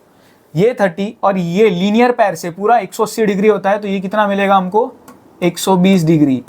ये 30, ये 120, तो एंगल सम प्रॉपर्टी से ये कितना मिलेगा 30 डिग्री। और अगर ये दोनों एंगल्स इक्वल है तो अब तक जो उल्टी प्रॉपर्टी हमने यूज़ की, साइड्स इक्वल तो एंगल्स इक्वल, यहाँ पर उल्टा होगा, एंगल्स इक्वल तो साइड्स आपस में इक्वल, यानी ये बी क्यू और बी पी जो है वो आपस में इक्वल होगा। इसको लिखेंगे कैसे, दिस इज मोर इंपॉर्टेंट। तो सारी जगह जो स्टेप्स मैंने किए हैं उसको आपको लिखना ज़रूर अच्छे से है। जब रेडियस के चलते मैंने एंगल्स इक्वल लिया तो वो भी आपको अच्छे से लिखना है। फिर जब एंगल सम प्रॉपर्टी लगाई वो भी अच्छे से लिखना है। लीनियर पैर लगाया तो उसका रीजन के साथ ये सब लिखना, पूरे मार्क्स मिलेंगे। Next, prove that the angle between two tangents drawn from external point, यानी ये एक पॉइंट है यहाँ से, ठीक है, दो टेंजेंट्स बनाए, इन दोनों टेंजेंट्स के बीच में जो एंगल बन रहा है वो जो है by the line joining the, और वो जो सेंटर पे जो एंगल बन रहा है ये दोनों आपस में सप्लीमेंट्री होंगे। ये कई बार मैंने बताया और बहुत ही ज़्यादा आसान होता है, ठीक है। Prove that the angle between the two tangents from the external point is supplementary to the angle subtended by the line joining the point of contact। ये point of contact मतलब इससे सेंटर पे जो लाइंस बन रही है, यानी basically indirectly ये रेडियस की बात कर रहे हैं। रेडियस इसके बीच में जो एंगल बन रहा है और ये सप्लीमेंट्री होगा, तो चारों एंगल्स का sum 180 degree, angle AOB plus angle OAP plus angle OBP plus angle APB equal to 360 degree. क्या लॉजिक से, तो angle sum property of a quadrilateral. अब AOB प्लस इन दोनों की वैल्यू तो 90-90, ये 90-90 मिला के कितना होता है 180। सो ये 180 जो है उधर जाके सब्ट्रैक्ट होगा। तो मैंने 1-2 स्टेप कम लिखे, आप और ज़्यादा डिटेल में लिखना, 3 मार्क का है इसलिए, 2 मार्क का होता तो ये भी चलता। और यही चीज़ हमको प्रूव करनी थी कि ये ऑपोजिट एंगल्स जो है इनका सम 180 डिग्री होता है, और इस तरीके से आप प्रूव करते हो। काफी इंटरेस्टिंग क्वेश्चन है ये भी। नेक्स्ट,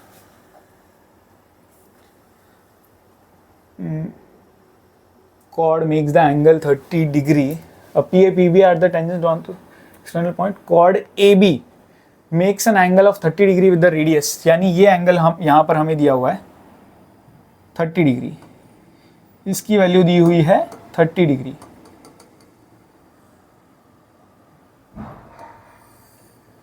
ये अगर 30 डिग्री दिया हुआ है with the radius at the point of contact, find the length of the, अच्छा ये भी दिया हुआ है if the length of the chord is 6 centimetre, ये पूरी 6 सेंटीमीटर की है। Find the length of tangent, tangent की लेंथ हमें यहाँ पर फाइंड आउट करनी है। अगेन काफ़ी मज़ेदार क्वेश्चन, ध्यान से समझने की कोशिश करते हैं कैसे इसे सॉल्व करना है। अब ये अगर 30 डिग्री है, ये हमारा कितना है 6 सेंटीमीटर पूरा, तो ये इतना आधा कितना होगा 3 सेंटीमीटर होगा। इस पॉइंट को मैं मानता हूँ M, इसे हम ट्रिग्नोमेट्री से सॉल्व करते हैं तो काफ़ी आसान हो जाएगा। हम क्या करेंगे यहाँ पर, सबसे पहले ये रेडियस फाइंड आउट करने की कोशिश करते हैं। देखो ये एंगल तो हमारा ना 60 डिग्री हो जाने वाला है एंगल सम प्रॉपर्टी से, ये 30, ये 90, ये तो बाकी बचता है 60 डिग्री। सो पहले तो हम रेडियस फाइंड आउट करते हैं। रेडियस फाइंड आउट करने के लिए हमारे पास एडजेसेंट है, हाइपोटेन्यूस हमें फाइंड आउट करना है, तो हम cos थीटा लगाएंगे, that is cos 30 degree. Adjacent है हमारा 3 और हाइपोटेन्यूस हमारा है OA which is the radius basically. cos 30 होता है √3/2 is equal to this. So OA will be equal to 6 divide by √3, जिसे सिंप्लीफाई अगर मैं करूं तो 2√3 मिलता है। रेडियस मिल चुका है, ये 60 डिग्री है, तो इस 60 डिग्री के ऑपोजिट साइड ये है। अब यहाँ पर ये 90 डिग्री मान के चलना है, इस 60 डिग्री के ऑपोजिट साइड ये है और एडजेसेंट ये है, तो यहाँ पर इस बार लगेगा tan theta which is tan 60 degree, opposite is AP and adjacent is radius which is 2√3। सो यहाँ पर ये कितना मिलेगा हमको, अब इसको और एक आसान तरीके से भी कर सकते हो, ये मिलेगा √3 AP अपॉन 2√3। 2√3 उधर जाके मल्टीप्लाई हो जाएगा, तो AP की वैल्यू कितनी मिलेगी हमें यहाँ पे 6 सेंटीमीटर। ये तो था थोड़ा सा हार्ड वर्क। स्मार्ट वर्क की अगर मैं बात करूँ तो 4 स्टेप्स में कैसे ये सम को सॉल्व करोगे। क्या करना है आपको, सिंपली ये 30 डिग्री दिया है तो ये बाकी का कितना 60 डिग्री, ये 30 तो ये 30, तो ये बाकी का कितना 60 डिग्री, ये दोनों 60 डिग्री, तो ये कितना 60 डिग्री। इससे क्या पता चला कि ये ट्राइंगल क्या है, इक्विलेटरल ट्राइंगल, तो तीनों साइड्स आपस में इक्वल, यानी ये 6 तो टेंजेंट्स भी कितने होंगे 6 सेंटीमीटर। ये स्टेप्स जो मैं बोल रहा हूं ये भी लिखोगे, पूरे के पूरे मार्क्स मिलेंगे, कोई दिक्कत नहीं है। ट्रिग्नोमेट्री नहीं लगानी मत लगाओ। नेक्स्ट क्या दिया हुआ in the figure, P Q is a cord of length 8 centimetre. ये सब हमें दिया है, टीपी की वैल्यू पूछी है। This is one of the most interesting question. इसको एक तो बहुत ज़्यादा मेहनत वाले तरीके से करते हैं, बट वो तो अपने को करना ही नहीं, अपने को स्मार्ट वर्क करना है, हार्ड वर्क तो करना ही नहीं है। तो सीधा सीधा क्या तरीका है, तो ध्यान से समझने की कोशिश करना। पहली बात तो ये 5 ये बाइसेक्ट करेगा तो ये मिलेगा 4, ये 5 ये 4, ये 90 डिग्री, तो ये कितना मिलेगा हमको यहाँ पर 3 सेंटीमीटर। पाइथागोरस थ्योरम लगाया मैंने डायरेक्टली, सो 5 4 3 ये पता चल गया। अब हम किससे करेंगे इसको, सिमिलैरिटी से। कभी भी इस तरह का क्वेश्चन आए तो दिमाग में बैठा ही लेना कि सिमिलैरिटी यूज करना है। पाइथागोरस थ्योरम से होता है बहुत लेंदी और बहुत कॉम्प्लिकेटेड, बट सिमिलैरिटी से 4 स्टेप की बात है। कैसे करेंगे सिमिलैरिटी से, एंगल इसको एम पॉइंट मानता हूं, angle PMO equal to angle OPT, reason क्या 90 डिग्री। दूसरा angle POM equal to angle POT, क्या रीजन कॉमन। क्या किया मैंने, इस छोटे ट्राइंगल का एक 90 डिग्री लिया, बड़े ट्राइंगल का ये वाला एंगल जो कि ऑब्वियसली रेडियस और टेंजेंट के बीच में एंगल कितना होता है 90 डिग्री, इस छोटे ट्राइंगल का एंगल O लिया और इस बड़े ट्राइंगल में भी ये एंगल O है तो वो कॉमन लिया। तो इसके चलते देयरफॉर ट्राइंगल कैसे लिख रहा हूं तो वो ध्यान से समझने की कोशिश करना। ट्राइंगल PTO वो सिमिलर हो जाएगा किसके, अब P सबसे पहले जो लिया है इस बड़े ट्राइंगल में वो P 90 डिग्री है, तो इस छोटे ट्राइंगल में 90 डिग्री क्या है M। अगला अल्फाबेट T, तो T का तो कुछ पता ही नहीं मुझे, PTO लास्ट में O है, तो इधर भी लास्ट में क्या आएगा O, और छोटे ट्राइंगल में सेकेंड अल्फाबेट क्या है P। तो इस तरीके से दोनों को सिमिलर लिखना था। अब रेशियो ले लो, PT upon MP equal to PO upon MO, corresponding sides का रेशियो इक्वल। PT की तो वैल्यू फाइंड आउट करनी है, MP की वैल्यू हमें 4 पता है, PO की वैल्यू 5 पता है और MO की वैल्यू 3 पता है। 4 उधर चला जाएगा तो PT की वैल्यू कितनी मिलेगी 20 divide by 3। This is one of the most interesting question, कई बार पूछा गया है, आपके NCERT में शायद एग्जाम्पल भी है, उस एग्जाम्पल में भी 2 मेथड से इसे सॉल्व किया गया है, तो ज़रूर देखने लायक सम है। नेक्स्ट यहाँ पर ट्रिग्नोमेट्री का क्वेश्चन दिया हुआ है tan a upon 1 plus sec a minus tan a upon 1 minus sec a, और इसे प्रूव करना है 2 cosec a। तो कैसे प्रूव करेंगे यहाँ पर, सबसे पहले तो क्लियरली tan a कॉमन दिख रहा है तो कॉमन ले लेते हैं। tan a जब कॉमन लेंगे तो हमको ब्रैकेट के अंदर क्या मिलेगा 1 upon 1 plus sec a minus 1 upon 1 minus sec a।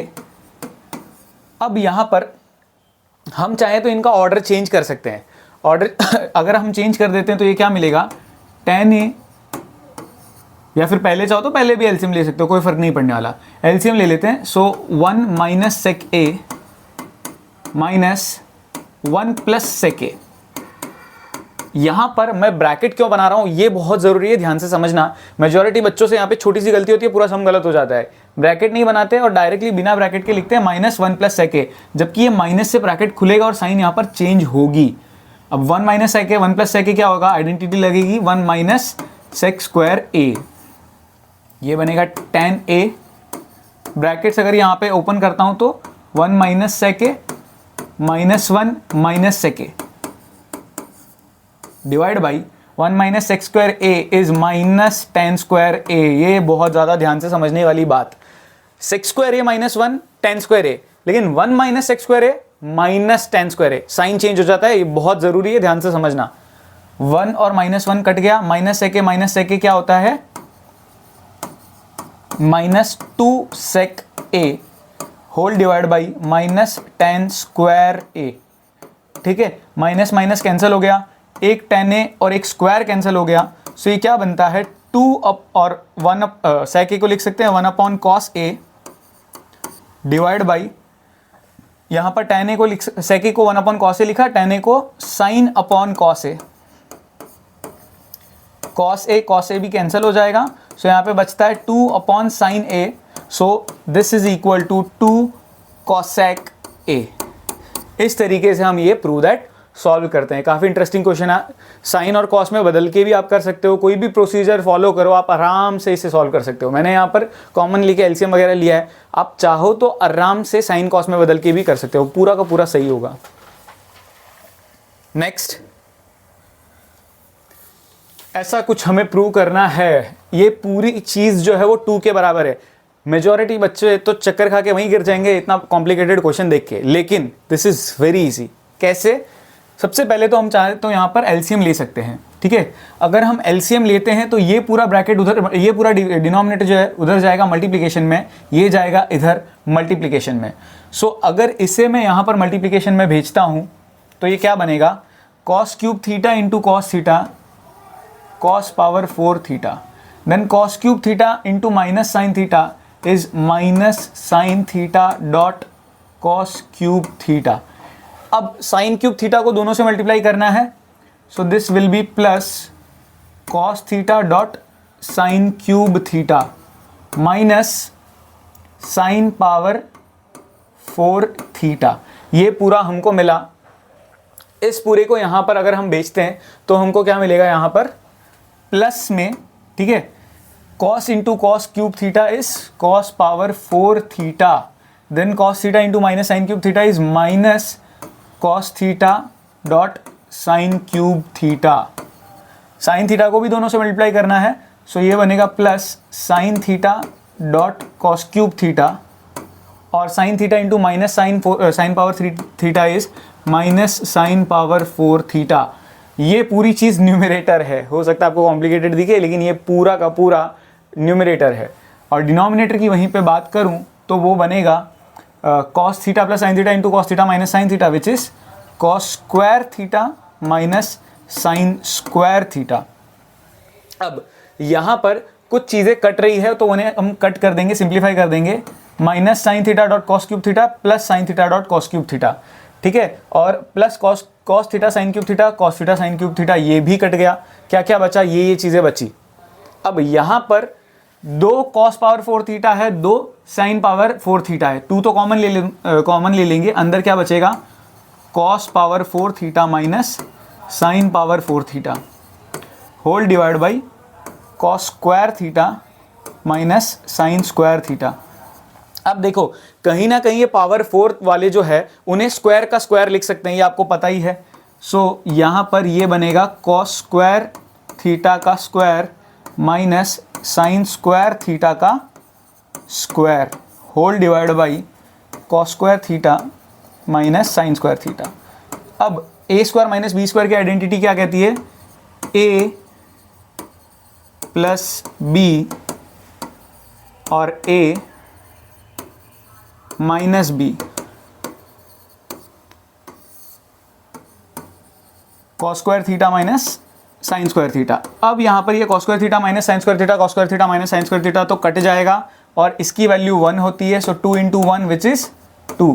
देखो थोड़ा लेंदी ज़रूर लगा लेकिन स्टेप तो 4-5 स्टेप ही थे, बिल्कुल भी डिफिकल्ट वैसे नहीं था। देखो थोड़ी मेहनत तो करनी पड़ेगी, 3 मार्क इतना आसानी से तो मिलेगा नहीं, सो ये लॉजिक्स लगाने पड़ेंगे, ये कैलकुलेशंस थोड़े करने पड़ेंगे। नेक्स्ट, ऐसा कुछ दिया हुआ है 1 plus 1 upon tan square A 1 plus 1 upon cot square A, और इसे हमें सिंप्लीफाई करके ऐसा कुछ बनाना है। तो बड़ा सिंपल सा ही लग रहा है, देखते हैं क्या होगा। देखो अब यहाँ पर ये 1 प्लस 1 अपॉन tan स्क्वायर ए, ध्यान से समझना, tan स्क्वायर ए को क्या लिख सकते हैं, sign square A upon cos square A. Sign square A upon cos square ए का वो अपॉन का कॉस स्क्वायर ए ऊपर चला जाएगा, तो मैं लिख सकता हूँ ये कॉस स्क्वायर ए अपॉन साइन स्क्वायर ए के बराबर है। देन 1 प्लस ये जो है साइन स्क्वायर कॉस स्क्वायर ए अपॉन साइन स्क्वायर ए, यानी साइन स्क्वायर ए ऊपर जाएगा, सो सिमिलरली ये क्या बना, साइन स्क्वायर ए अपॉन कॉस स्क्वायर ए, ऐसा कुछ बन गया। अब हम क्या करेंगे, हम एलसीएम ले सकते हैं इजीली। सो एलसीएम लेने पर यहाँ पर न्यूमरेटर बनेगा sine square A plus cos square A whole divide by sine square A, और इस दूसरे वाले में cos square A plus sine square A whole divided by cos square A. मज़ेदार बात यह है कि ये भी 1 तो उड़ जाएगा। ये वाला डिनोमिनेटर लाना कैसे, देखो इसी क्वेश्चन में थोड़ा सा ट्विस्ट करके चाहे तो यहाँ पर ये क्वेश्चन भी ये भी हो सकता था cos square a minus cos power 4a, sine की जगह कॉस भी हो सकता था। तो लॉजिक आपको इतना सा लगाना है, अगर डिनोमिनेटर में सिर्फ साइन चाहिए तो इस कॉस वाले को साइन में बदल दो, डिनोमिनेटर में सिर्फ कॉस चाहिए तो इस साइन वाले को कॉस में बदल दो। ये तो 1 1 बन गया, तो 1। इस साइन स्क्वायर a को क्या इस कॉस स्क्वायर a को हम क्या लिख सकते हैं, sine 1 minus sine square a, और यहाँ पर ब्रैकेट खोलने पर ये बनेगा sine square a minus sine power 4a। That's it, very easy, काफ़ी मज़ेदार क्वेश्चन, ऐसे सॉल्व करना है। नेक्स्ट, ओ हो, ऐसा क्वेश्चन जिसको सच में देख के पैरों तले ज़मीन खिसक जाए, क्योंकि पावर 6 है। ज़्यादातर बच्चे रूट, ज़्यादा बड़ी पावर, इन सब चीज़ों से डरते हैं, बट ये बिल्कुल भी डिफ़िकल्ट नहीं है। कैसे, तो हमको ये प्रूव करना है, तो सिंपली पहले मैं LHS को सिंप्लीफाई करता हूँ। ये पावर 6 है तो ये या तो क्यूब का स्क्वायर हो सकता है या स्क्वायर का क्यूब हो सकता है, यानी साइन स्क्वायर थीटा का क्यूब पावर 2 का पावर 3 या पावर 3 का पावर 2। क्या दिमाग में लाना है, साइन स्क्वायर कुछ ना कुछ तो होता है, इसकी आइडेंटिटीज है, इसके रिलेटेड कुछ ना कुछ इंफॉर्मेशन है, बट साइन क्यूब थीटा कुछ नहीं होता। सो हम क्या लिखेंगे, साइन स्क्वायर थीटा का whole cube plus cos square theta का होल क्यूब। अब यहाँ पर a cube plus B cube की दो तरह की आइडेंटिटी है, इसमें थोड़ी अलग वाली यूज़ होगी। मतलब जनरली ए क्यूब प्लस बी क्यूब की जो 9th स्टैंडर्ड में आप पढ़ते हो वो आइडेंटिटी नहीं लग के एक दूसरी आइडेंटिटी यूज़ होगी। वो क्या है, A cube plus B cube equal to A plus B whole cube minus 3ab A plus B. ये वाली आइडेंटिटी लगेगी, ये थोड़ी हटके है, ध्यान से समझने की कोशिश करना। अब पता कैसे चला कि ये वाली आइडेंटिटी यूज़ करनी है, तो 3ab 3 इंटू समथिंग के फॉर्म में इसी आइडेंटिटी में वो जो दूसरी आइडेंटिटी है a प्लस बी, फिर दूसरे ब्रैकेट में a square plus B square plus a b, उससे इस तक पहुंचना बहुत मुश्किल था, तो हम इसे यूज़ करेंगे। सो ये क्या बनेगा, sine square theta plus cos square theta का whole cube minus 3 into sine square theta dot cos square theta, फिर sine square theta plus cos square theta. अब ये तो होता है 1 का क्यूब तो हमको पता है 1 ही होता है, और 3 into sine square theta dot cos square theta वैसा का वैसा, और कहीं ना कहीं ये दूसरा ब्रैकेट भी 1 तो है, हमको पता ही है। तो देखो बड़ी आसानी से ये प्रूव हो गया। बहुत इंपॉर्टेंट है आपका यहाँ पर आइडेंटिटी लिखना। आइडेंटिटी लिखने के साथ साथ आप चाहो तो एक आध स्टेप बढ़ा सकते हो, जैसे यहाँ पे 1 की वैल्यू पुट करके दिखा दिया, यहाँ पर 1 की वैल्यू पुट करके दिखा दिया, 2-3 स्टेप बढ़ सकते हैं। तो वो करना ज़रूरी है थोड़ा, मतलब चेकर को कभी ये नहीं महसूस होना चाहिए कि चीटिंग की है या फिर ऐसा कुछ। आप अच्छे से प्रेजेंट करते हो, पूरे मार्क को तुरंत देगा। Next, 1 plus sine square theta 3 sign theta dot cos theta के बराबर है, तो प्रूव करो tan थीटा 1 या 1/2। This is very amazing question, ध्यान से समझने की कोशिश करना। अब यहाँ पर क्या है, अगर मुझे प्रूव करना है tan थीटा की वैल्यू, तो यहाँ से मैं tan थीटा की ओर जा कैसे सकता हूँ। मुझे गिवन क्या है, 1 प्लस साइन स्क्वायर थीटा किसके बराबर, 3 sign theta dot cos theta. ये देखते ही अगर मैं कहीं ना कहीं साइन स्क्वायर को कॉस स्क्वायर से डिवाइड कर दूँ तो मैं tan की ओर जा सकता हूँ, साइन अपॉन कॉस से भी tan की ओर जा सकता हूँ। तो मैं सबको दोनों साइड क्या करूँगा, dividing by cos square theta. ठीक है, कॉस स्क्वायर थीटा से डिवाइड कर दूंगा। सो यहाँ कॉस स्क्वायर थीटा से इसको डिवाइड किया, फिर साइन स्क्वायर थीटा को भी कॉस स्क्वायर थीटा से डिवाइड किया, और इक्वल टू के इस साइड भी कॉस स्क्वायर थीटा से डिवाइड किया, divide by cos square theta. अब यहाँ पर 1 अपॉन कॉस स्क्वायर होता है sec square theta, sine square upon cos square होता है टेन स्क्वायर थीटा। ये वाली चीज़ समझने लायक है कि एक कॉस थीटा कट गया, यहाँ पे बचा 3 और sine upon cos. Sine upon cos सबको पता है tan थीटा होता है। अब वैल्यू अगर tan थीटा की चाहिए तो हर एक चीज़ tan में होनी चाहिए ना। सो सेक स्क्वायर थीटा को भी tan थीटा में हम कन्वर्ट कर सकते हैं बड़ा ही आसानी से, बड़ी इजीली। और ये लिखने के बाद सब कुछ मैं लेफ्ट साइड ले जाता हूँ, 2 tan स्क्वायर थीटा। अब आपको यहाँ पर सबसे ज़्यादा डर लगेगा, हंसी आएगी, गुस्सा आएगा कि ये ऐसे कैसे चैप्टर को कहीं पे भी घुसा सकते हैं। यहाँ पर क्वाड्रेटिक इक्वेशन के फॉर्म में सिंप्लीफिकेशन करना पड़ेगा। कैसे? मिडल टर्म स्प्लिटिंग करके। आप चाहो तो यहीं पे मिडल टर्म स्प्लिटिंग कर लो, या चाहो तो tan थीटा को x से रिप्लेस कर लो, tan स्क्वायर थीटा को x स्क्वायर से रिप्लेस कर लो और लास्ट में वैल्यू लिख दो, कोई फर्क नहीं पड़ेगा। 2 1 जा 2, सो यहाँ पर ये स्प्लिटिंग कैसे हो सकती है? 2 tan square theta minus 2 tan theta minus 1 tan theta plus 1 equal to 0। दोनों में 2 tan थीटा कॉमन,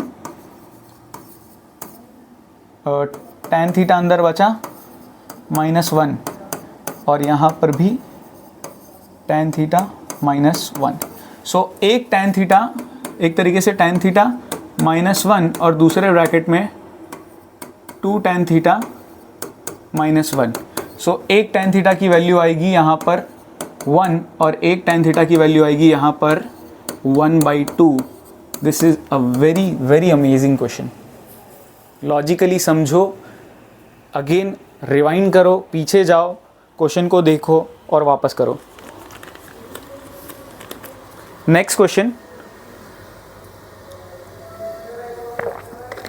क्वेश्चन में दिया है sine theta upon cot theta plus cosec theta is equal to 2 plus sine theta upon cot theta minus cosec theta. तो पहले ये वाली चीज़ जो है ना, इसे लेफ्ट साइड ले आते हैं, यानी sine theta divide by cot theta plus cosec theta minus sine theta divide by cot theta minus cosec theta. और इस पूरे को सिंप्लीफाई करके हम कैसे भी करके 2 लेकर आएंगे। अब यहाँ पर कुछ चीज़ cosec square minus cot square, आपको पता है आइडेंटिटी, ऐसा कुछ दिख जाए और पता है यहाँ पर वैसा कुछ बन भी रहा है, तो उस तरीके से आप सॉल्व करो तो बेटर रहेगा। यहाँ पे हम क्या करेंगे, पहले तो साइन थीटा को कॉमन ले लेंगे। साइन थीटा कॉमन ले लिया, यहाँ बचा 1, यहाँ रीअरेंज कर देंगे। रीअरेंज किया तो कोई फ़र्क नहीं पड़ेगा, प्लस में कोई मैटर नहीं करता order.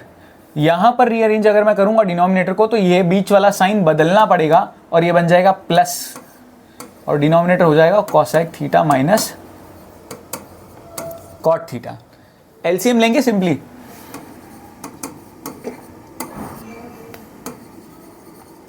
Cosec theta minus cot theta plus cosec theta plus cot theta divide by cosec square minus cot square, simply identity. अब यहाँ पर माइनस कॉट थीटा और प्लस कॉट थीटा न्यूमरेटर में इजीली कट जाएगा। ये बचा साइन थीटा, यहाँ पर cosec plus cosec 2 cosec theta, और डिनोमिनेटर में भी कहीं ना कहीं आइडेंटिटी लगेगी। Cosec square minus cot square पता ही है 1 होता है। अब साइन इंटू कोसेक 1 होता है, ये आपको पता होना चाहिए। नहीं पता तो हम चलो एक स्टेप एक्स्ट्रा आपके लिए और कर लेते हैं। 2 कोसेक को लिख सकते हैं 1 अपॉन साइन थीटा, ऐसा लिख सकते 1 upon sine theta. Sine theta cancel हो गया, क्या बचा 2, और यही हमको प्रूव करके दिखाना था। काफ़ी मज़ेदार क्वेश्चन है ये भी ट्रिग्नोमेट्री का। Next, sine theta plus cos theta को tan theta plus cot theta से मल्टीप्लाई करके सेक प्लस कोसेक लाकर दिखाना है। ये तो बिल्कुल भी डिफ़िकल्ट लग नहीं रहा है, कर लेते हैं, बड़ा आसान है। Sine theta plus cos theta, यहाँ पर इसे लिख सकते हैं sign theta upon cos theta plus cos theta upon sine theta. LCM ले लेंगे इधर न्यूमरेटर डिनोमिनेटर में देखा जाए तो चेंज आएगा sign square theta plus cos square theta divide by cos theta dot sine theta. ये मिल गया। अब ये मिलने के बाद इसकी वैल्यू तो हमको पता ही है 1 है, तो ये डिवाइड बाई यही बचता है, that is sine theta plus cos theta whole divide by cos theta dot sine theta. अब अलग अलग स्प्लिट कर लेते हैं। साइन के नीचे भी कॉस और साइन, और कॉस के नीचे भी कॉस और साइन। अब इस साइन और साइन को कैंसिल कर दें तो ये बचता है 1 upon cos which is sec theta. Cos और कॉस को कैंसिल कर दें तो ये बचता है 1 upon sine which is cosec theta, और यही हमको साबित करना था। वन मोर इंटरेस्टिंग क्वेश्चन, मज़ा आ गया। नेक्स्ट, ओ हो, अगेन बड़ा पावर वाला 2 इंटू सो एंड सो।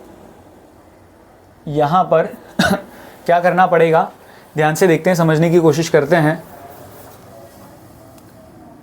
जो साइन पावर 6 थीटा है उसे मैं अगेन साइन स्क्वायर थीटा का क्यूब और इसे कॉस स्क्वायर थीटा का क्यूब ये लिखेंगे।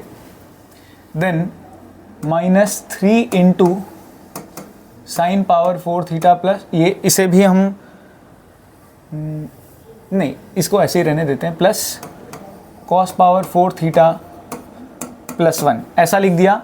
अब ये अंदर जो है A cube plus B cube की आइडेंटिटी लग जाएगी। इस बार 3ab a प्लस बी ऐसा कुछ दिख नहीं रहा है, तो सिंपली हम नॉर्मल जो A cube plus B cube की आइडेंटिटी होती है वो वाली लगाते हैं, that is a plus B. Then दूसरे ब्रैकेट में a square plus B square minus A B. A square मतलब ये हो गया sine power 4 theta plus B square मतलब cos power 4 theta minus A B का मतलब हो गया sine square theta dot cos square theta. ये बन गया, ये बन गया। अब यहां पर ये बचा है, इसे भी लिख लेते हैं, -3 into sine power 4 theta plus cos power 4 theta plus 1। यहां पर sign square theta plus cos square theta क्या होता है, 1 इंटू दिस होल थिंग। तो कह सकते हैं इसको, इसके 1 को इग्नोर करते हुए मैं 2 से इस ब्रैकेट को खोल देता हूं, that is 2 sign power 4 theta plus 2 cos power 4 theta minus 2 sign square theta dot cos square theta. अब यहां पर 3 से इस ब्रैकेट को खोल देते हैं, -3 sign power 4 theta minus 3 cos power 4 theta plus 1, ऐसा कुछ बन गया। अब सिंप्लीफिकेशन समझने की कोशिश करते हैं, कॉम्प्लिकेटेड लग सकता है।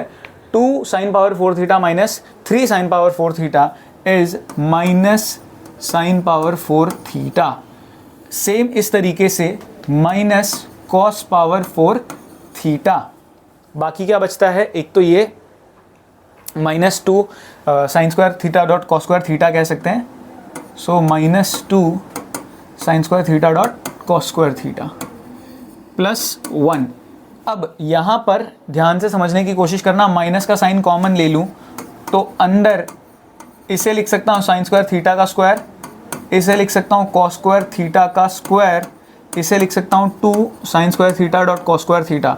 ये समझना ध्यान से, यहाँ पर मैंने सब जगह बीच में प्लस दिया है क्योंकि माइनस का साइन कॉमन ले लिया था।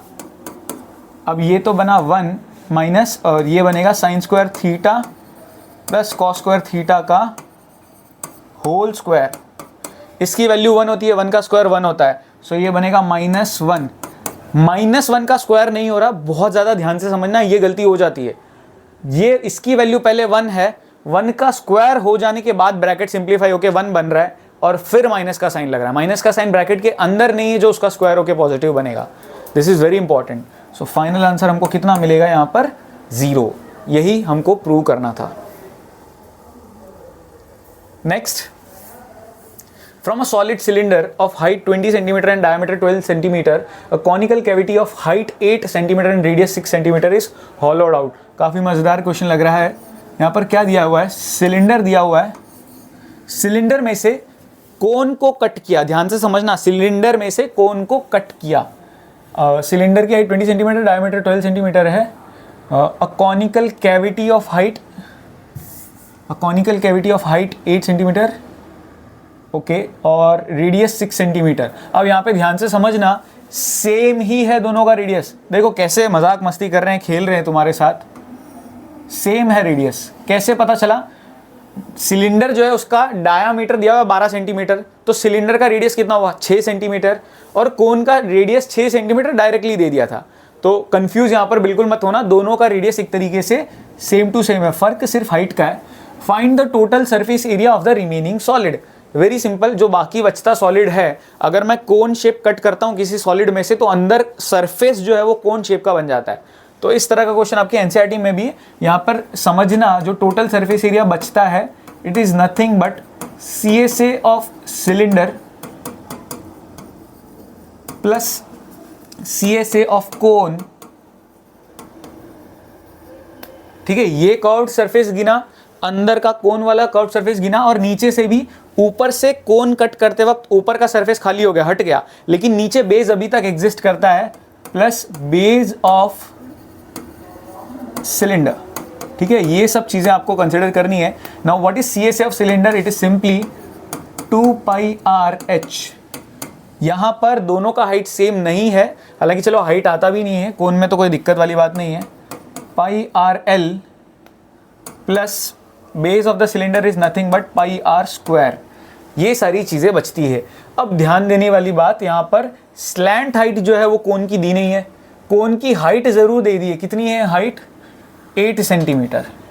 ठीक है, कोन की हाइट 8, ये 6, तो ये स्लैंट हाइट आप फाइंड कर लोगे पाइथागोरस थ्योरम से 10। अब सबसे पहले तो पाई कॉमन ले लेता हूँ, थोड़ा कैलकुलेशन आसान बन जाए। सो 2RH प्लस RL, अच्छा एक रेडियस भी कॉमन निकल सकता था यहाँ पर, और काम थोड़ा आसान बनाने की कोशिश करते हैं। पाई के अलावा एक रेडियस भी, क्योंकि सबका रेडियस सेम ही है। सो ये बचेगा 2 और H प्लस यहाँ पर बचेगा L प्लस यहाँ पर बचेगा एक R। पाई की value 22/7, radius is 6, 2 into height. अब यहाँ पर हाइट सिलेंडर की है जो कि 20 सेंटीमीटर की है, so 20 into 2 is 40। Slant height हमने 10 फाइंड आउट की थी, और this is 6 given. So 22/7 into 6 into इन सबका एडिशन इज 56, 7 1 जा 7, 8 जा 8 into 6 is 48, so this is 22 into 48। हम सिंपली क्या करेंगे, 22 इंटू 50 कर लेते हैं, वो ज़्यादा आसान लग रहा है मुझे। 22 इंटू 5 इज़ 1100, और माइनस करेंगे अगर हम 44 तो ये मिलेगा 0 10 9 10 10 माइनस 4 इज 6 5 1056। मेरे हिसाब से तो आंसर आना चाहिए इतना total surface area in centimetre square. Final statements must to write, very very important, काफ़ी मज़ेदार क्वेश्चन था। Next, a heap of rice is in the form of cone. ठीक है, एक तरीके से चावल जब इकट्ठा किए जाते हैं तो वो कोन के शेप में इकट्ठा किए हैं, और बेस डायमीटर दिया हुआ है। ठीक है, कोन बना लेते हैं एक छोटू सा, यहाँ पर बेस डायमीटर पूरा दिया हुआ है हमको 24, तो रेडियस कितना हो गया 12। आगे दिया हुआ है हमको हाइट 3.5 मीटर। ठीक है, ये हाइट है 3.5 मीटर। देन आगे find the volume of rice, how much canvas cloth is required to just cover the heap. दोनों चीजें जाननी है, वॉल्यूम भी जानना है और एक तरीके से कर्व्ड सरफेस एरिया, दोनों चीजें यहाँ पर फाइंड आउट करनी है। तो ध्यान से समझने की कोशिश करते हैं। सबसे पहले तो वॉल्यूम ऑफ कोन, हमको पता ही है वॉल्यूम ऑफ कोन क्या होता है, 1/3 πr²h। सो 1/3, पाई की वैल्यू कुछ दी नहीं है, सो 22/7 ही लेंगे। रेडियस हमें दिया हुआ है 12, सो 12 इंटू 12, और हाइट हमें दी हुई है 35/10। 3.5 होता है, मैंने 35/10 लिखा है। सो 7 1 जा 7 5 जा 5 1 जा 5 2 जा 2 1 जा 2 11 जा, और ये 3 1 जा 3 4 जा। सो ये बचता है 12 into 4 which is 48, 48 into 11 is 480, 480 plus 480 plus 50 is 530, 530 में 2 कम, सो 528 आई गेस। सो ये एक तरीके से 480 प्लस 48, 8 8 4 12 2 1 कैरी, यस 828 मीटर क्यूब, ये हमारा वॉल्यूम निकल के आया। अभी CSA बाकी है। ठीक है, CSA ऑफ कोन। ठीक है, कैनवास रिक्वायर्ड, आप वो भी लिखोगे, वो फाइनल स्टेटमेंट में वेरी इंपॉर्टेंट, वो होगा πRL। लेकिन मज़े की बात तो ये है कि L की वैल्यू नहीं दी, तो स्लैंट हाइट पहले फाइंड करना पड़ेगा। L is nothing but √R² plus H²। R² is 12 का स्क्वायर विच इज़ 144, और 3.5 का स्क्वायर होता है 3 4 जा 12, 12.25 12.25 ऐड करने पर हमको यहाँ पर कितना मिलेगा 156.25। राइट 156.25। इसका स्क्वायर रूट कैसे ढूंढेंगे? अब यहाँ पर सबसे बड़ा कंफ्यूजन, सबसे बड़ा एक तरीके से खुजलाने वाली बात निकल के आ जाती है। तो ध्यान से समझना, 12 तो रेडियस था ही, उससे तो बड़ा होगा स्लैंट हाइट, यानी 12 से तो बड़ी वैल्यू मिलेगी ही मिलेगी। ये 12.5 हो सकता है, 13.5 हो सकता है, ऐसा कुछ होगा। तो अगर मैं दो कंसेक्यूटिव नंबर्स का मल्टीप्लिकेशन ढूंढूं 12 इंटू 13 तो मुझे 156 मिलता है। तो 0.5 सिर्फ लगाने की देरी है, यानी इसका आंसर आएगा नथिंग बट 12.5। यानी छोटा वाला नंबर, दो चीज़ों का प्रोडक्ट अगर आपको मिल रहा है यहाँ पर, तो छोटे वाले नंबर के साथ आपको 0.5 लगाना है, वो आपका स्लैंट हाइट होगा। अब रेडियस यहाँ पर दिया हुआ है हमको 6, स्लैंट हाइट हमने फाइंड किया 12.5। सो इसे आप सिंपली डेसिमल में फाइंड आउट करोगे तो आपको आंसर यहाँ पर मिल जाएगा। प्योर मल्टीप्लिकेशन करके डिवीजन करना है, दैट्स इट। तो यहाँ पर ही मैं छोड़ रहा हूँ, इसका कैलकुलेशन ज़रूर करना और मुझे कमेंट बॉक्स में बताना क्या आंसर आता है। नेक्स्ट, रेडियस 6 कैसा है? वो 12 दिया था क्या? हाँ, नोट डाउन कर लिया।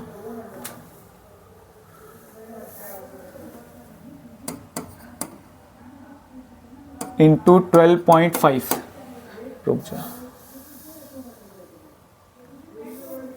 इंटू 12 इंटू 12.5, इसको आपको कैलकुलेट करना है और कैलकुलेट करके क्या आंसर आएगा वो यहाँ पर आपको कमेंट बॉक्स में मुझे बताना है। यहाँ पर अपनी नोटबुक में लिखना है, यहाँ तो लिख नहीं सकते हो, कमेंट बॉक्स में ज़रूर बताना इसका आंसर क्या आएगा।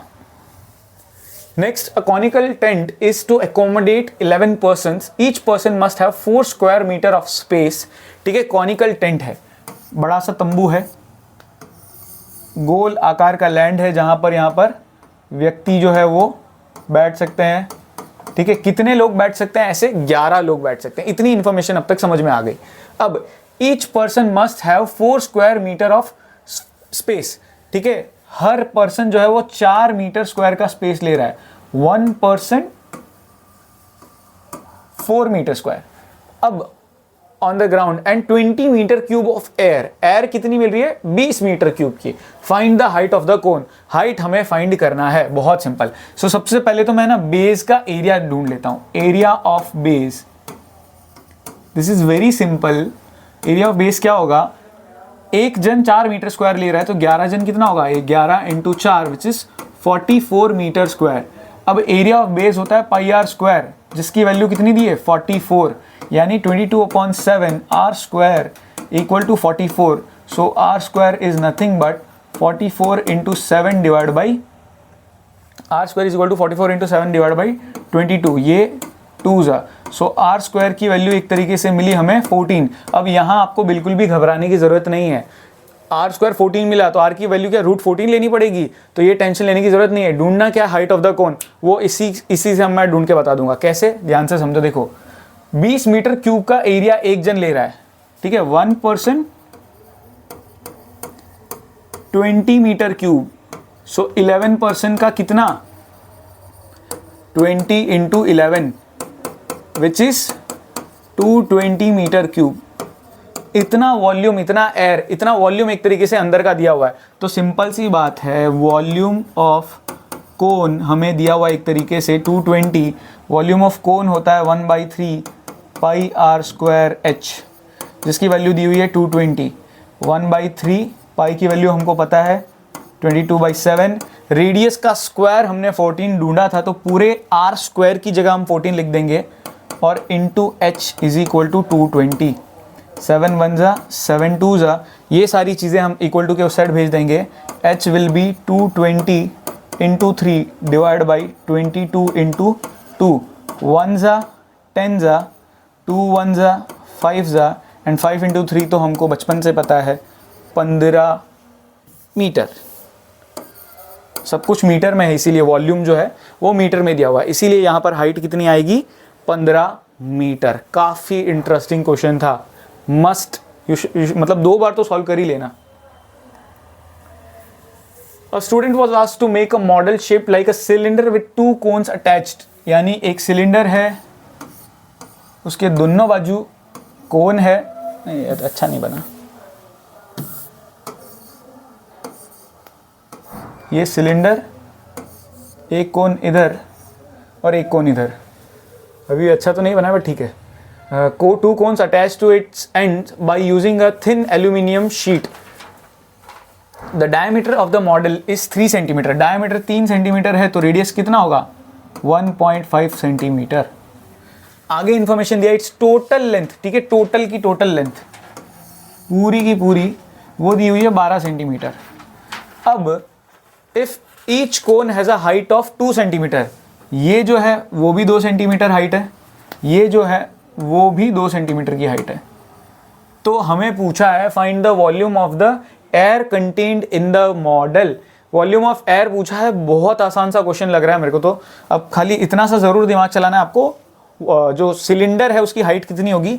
12 में से 2 इधर से गया, 2 इधर से गया, 12 में से 4 गया तो बाकी बचता है 8।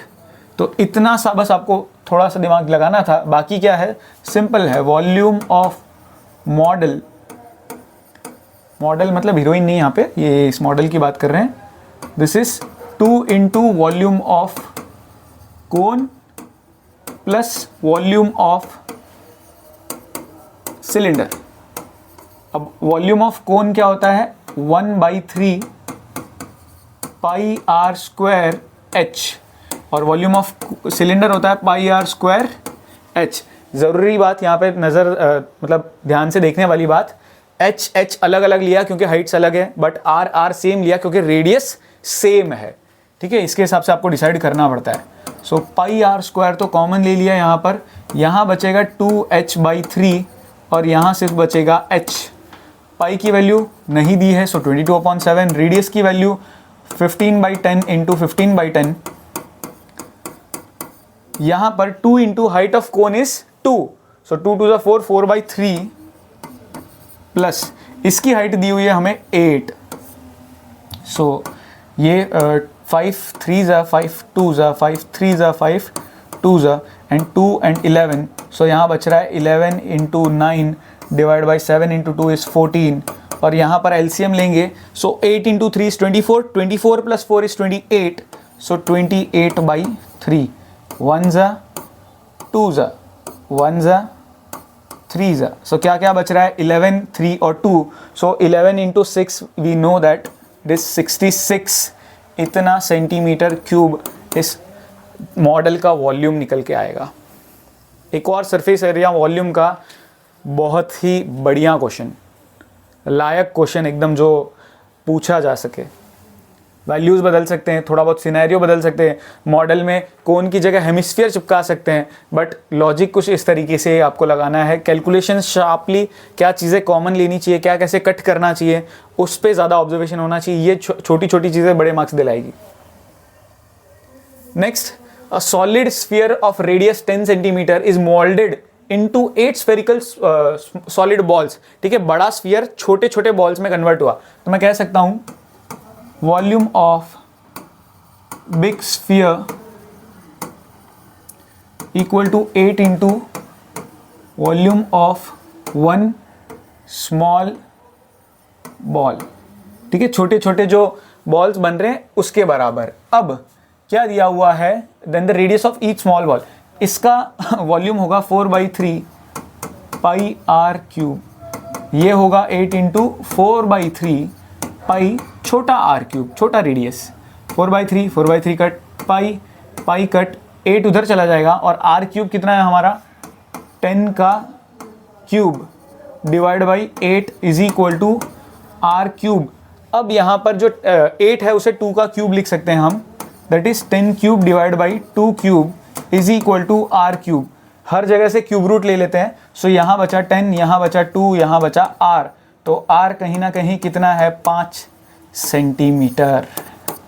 ऐसे जो शेप कन्वर्जन वाले आते हैं, मेल्ट करके पिघला के इससे वो बना दिया, उससे वो बना दिया, हमेशा वॉल्यूम को आपस में इक्वेट करो, सॉल्व करो, 100% आंसर पे आसानी से पहुंचोगे। क्योंकि सबसे बड़ी दिक्कत देता है पाई का कैलकुलेशन, और इसमें सबसे बड़ा फायदा यही होता है कि पाई पाई दोनों साइड से कट जाता है। Next, a solid wooden toy is in the form of a hemisphere surmounted by a cone of same radius। ठीक है, एक वुडन टॉय है जो हेमिस्फेरिकल शेप का है, सरमाउंटेड बाय अ कोन, और उसके ऊपर कोन लगाया हुआ है। ठीक है, इस तरह का कुछ हेमिस्फीयर है और उसके ऊपर इस तरह का कुछ कोन लगाया हुआ है। अब हमें बोला है radius of hemisphere is 3.5 centimetre, ये दिया हुआ है 3.5 सेंटीमीटर का। And the total would used in the making of toy is 166 5/6, यानी कह सकते हैं वॉल्यूम ऑफ टॉय हमको बेसिकली दिया हुआ है, इट इज़ 166 5/6, ऐसा कुछ हमें दिया, मिक्स फ्रैक्शन में दिया हुआ है, इतना सेंटीमीटर क्यूब। और हमें टॉय की हाइट जाननी है। टॉय की हाइट जानने के लिए एक्चुअल में हमें कोन की हाइट जाननी पड़ेगी, और फिर तो इससे तो काम बहुत आसान हमारा हो ही जाएगा। वॉल्यूम ऑफ टॉय होगा क्या, इसका वॉल्यूम प्लस इसका वॉल्यूम, दोनों का, कोन और हेमिस्फीयर के वॉल्यूम के सम के बराबर। तो हम कह सकते हैं 1/3 pi are square H plus 2/3 pi R cube equal to किसके बराबर, इस मिक्स फ्रैक्शन को सिंप्लीफाई कर लेते हैं तो 6 × 6 is 36, 6 × 6 is 36 plus 3 39, 6 × 6 plus 3 is 9, plus 5 करने पर हमको मिलेगा यहाँ पे 1001 डिवाइड बाई 6। तो एक तरीके से ये आएगा 1001/6। कॉमन क्या क्या ले सकते हैं हम, 1/3 पाई आर स्क्वायर, अंदर यहाँ क्या बचेगा h प्लस 2r। अब ये सब चीज़ें जो है इनको कैसे सिंप्लीफाई करेंगे, सो 1/3 पाई की वैल्यू कितनी 22/7, रेडियस कितना 35/10, 35/10, हाइट तो पता नहीं, 2 इंटू रेडियस ज़रूर दिया हुआ है 3.5, सो डबल किया तो 7 इक्वल टू 1001/6। सब कुछ उधर आसानी से सिंप्लीफाई करते हैं। पहले यहाँ पे थोड़ा कुछ कट रहा है, काट देते हैं, 1 ज़ा 5 ज़ा 5 1 ज़ा 5 2 ज़ा 2 1 ज़ा 2 11 ज़ा, और ये 7 5 7 ज़ा 5 2 ज़ा अगेन, ये सारी चीज़ें बचती हैं, इनको उधर भेज देते हैं। That is h plus 7 will be equal to 1001/6 into में 3 और 2 और डिवीजन में 11 और 7, ये सारी चीज़ें बचती है। अब देखो ये 6 और ये 6 तो ऐसे ही गया, बहुत सिंपल। अब बाकी चीज़ें हम देखते हैं कट होता है क्या। 7 से पहले कट करके देखते हैं, यहाँ पर 7 1 ज़ा बचा 330, सो 4 ज़ा 28 बचा 221 विच इज़ 3 ज़ा। 11 भी अगेन कट होगा, 11 1 ज़ा 11 13 ज़ा। तो हम कह सकते हैं h प्लस 7 की वैल्यू कहीं ना कहीं हमें मिल रही है 13, सो h की वैल्यू मिलेगी हमें 6 सेंटीमीटर। सबसे ज़्यादा मज़े की बात यह है कि बच्चा ये 6 सेंटीमीटर आते ही खुश हो जाएगा, हाइट मिल गई। ये गड़बड़ हो जाएगी, कैसे, टॉय की हाइट पूछी है, हाइट ऑफ टॉय कितनी होगी, दिस 6 प्लस 3.5। कैसे 3.5, ये तो हो गया हमने जस्ट जो ढूंढा 6, और ये जो 3.5 इधर है वो 3.5 नीचे भी तो होगा, ये होगा 3.5। सो टोटल हाइट जो है वो यहाँ पर 9.5 सेंटीमीटर निकल के आएगा, 9.5 centimetre. Also find the cost of painting the hemispherical part of the toy at the rate of 10 पर सेंटीमीटर स्क्वायर। यहाँ तक का पार्ट मैंने बताया, ये पार्ट आपको खुद सॉल्व करना है, कमेंट बॉक्स में आंसर लिखना है, और कमेंट बॉक्स में ज़रूर लिखो, आपका कॉन्फिडेंस बूस्टअप होगा, आपको पता चलेगा आपको कितना आ रहा है। क्या करना है, सिंपली इसका कर्व्ड सरफेस एरिया ढूंढना है। कर्व्ड सरफेस एरिया 2πr² से मिल जाएगा, इनटू सिर्फ करना है 10 रेट फाइंड करने के लिए। नेक्स्ट रिपीट हो गया आई गेस, डन। यहाँ पर हमारे सारे के सारे क्वेश्चंस 3 मार्कर कंप्लीट होते हैं। हमने सरफेस एरिया, वॉल्यूम और बहुत ही बढ़िया क्वेश्चंस किए हैं ट्रिग्नोमेट्री तक के। 3 मार्क में ज़्यादातर जो चैप्टर मैंने इधर कॉन्सेंट्रेट किया है जिन चैप्टर्स पर, उनके क्वेश्चन ज़्यादा उसी चैप्टर में से क्वेश्चन ज़्यादा देखने को मिलते हैं बोर्ड्स में भी। ये मेरा अच्छा एनालिसिस है, काफ़ी साल के पेपर्स मैंने देखे, उसके बेसिस पर ही डिसाइड किया है। तो इसे ज़रूर गो थ्रू करना, अपने दोस्तों के साथ ज़रूर शेयर करो। मिलते हैं नेक्स्ट वीडियो में।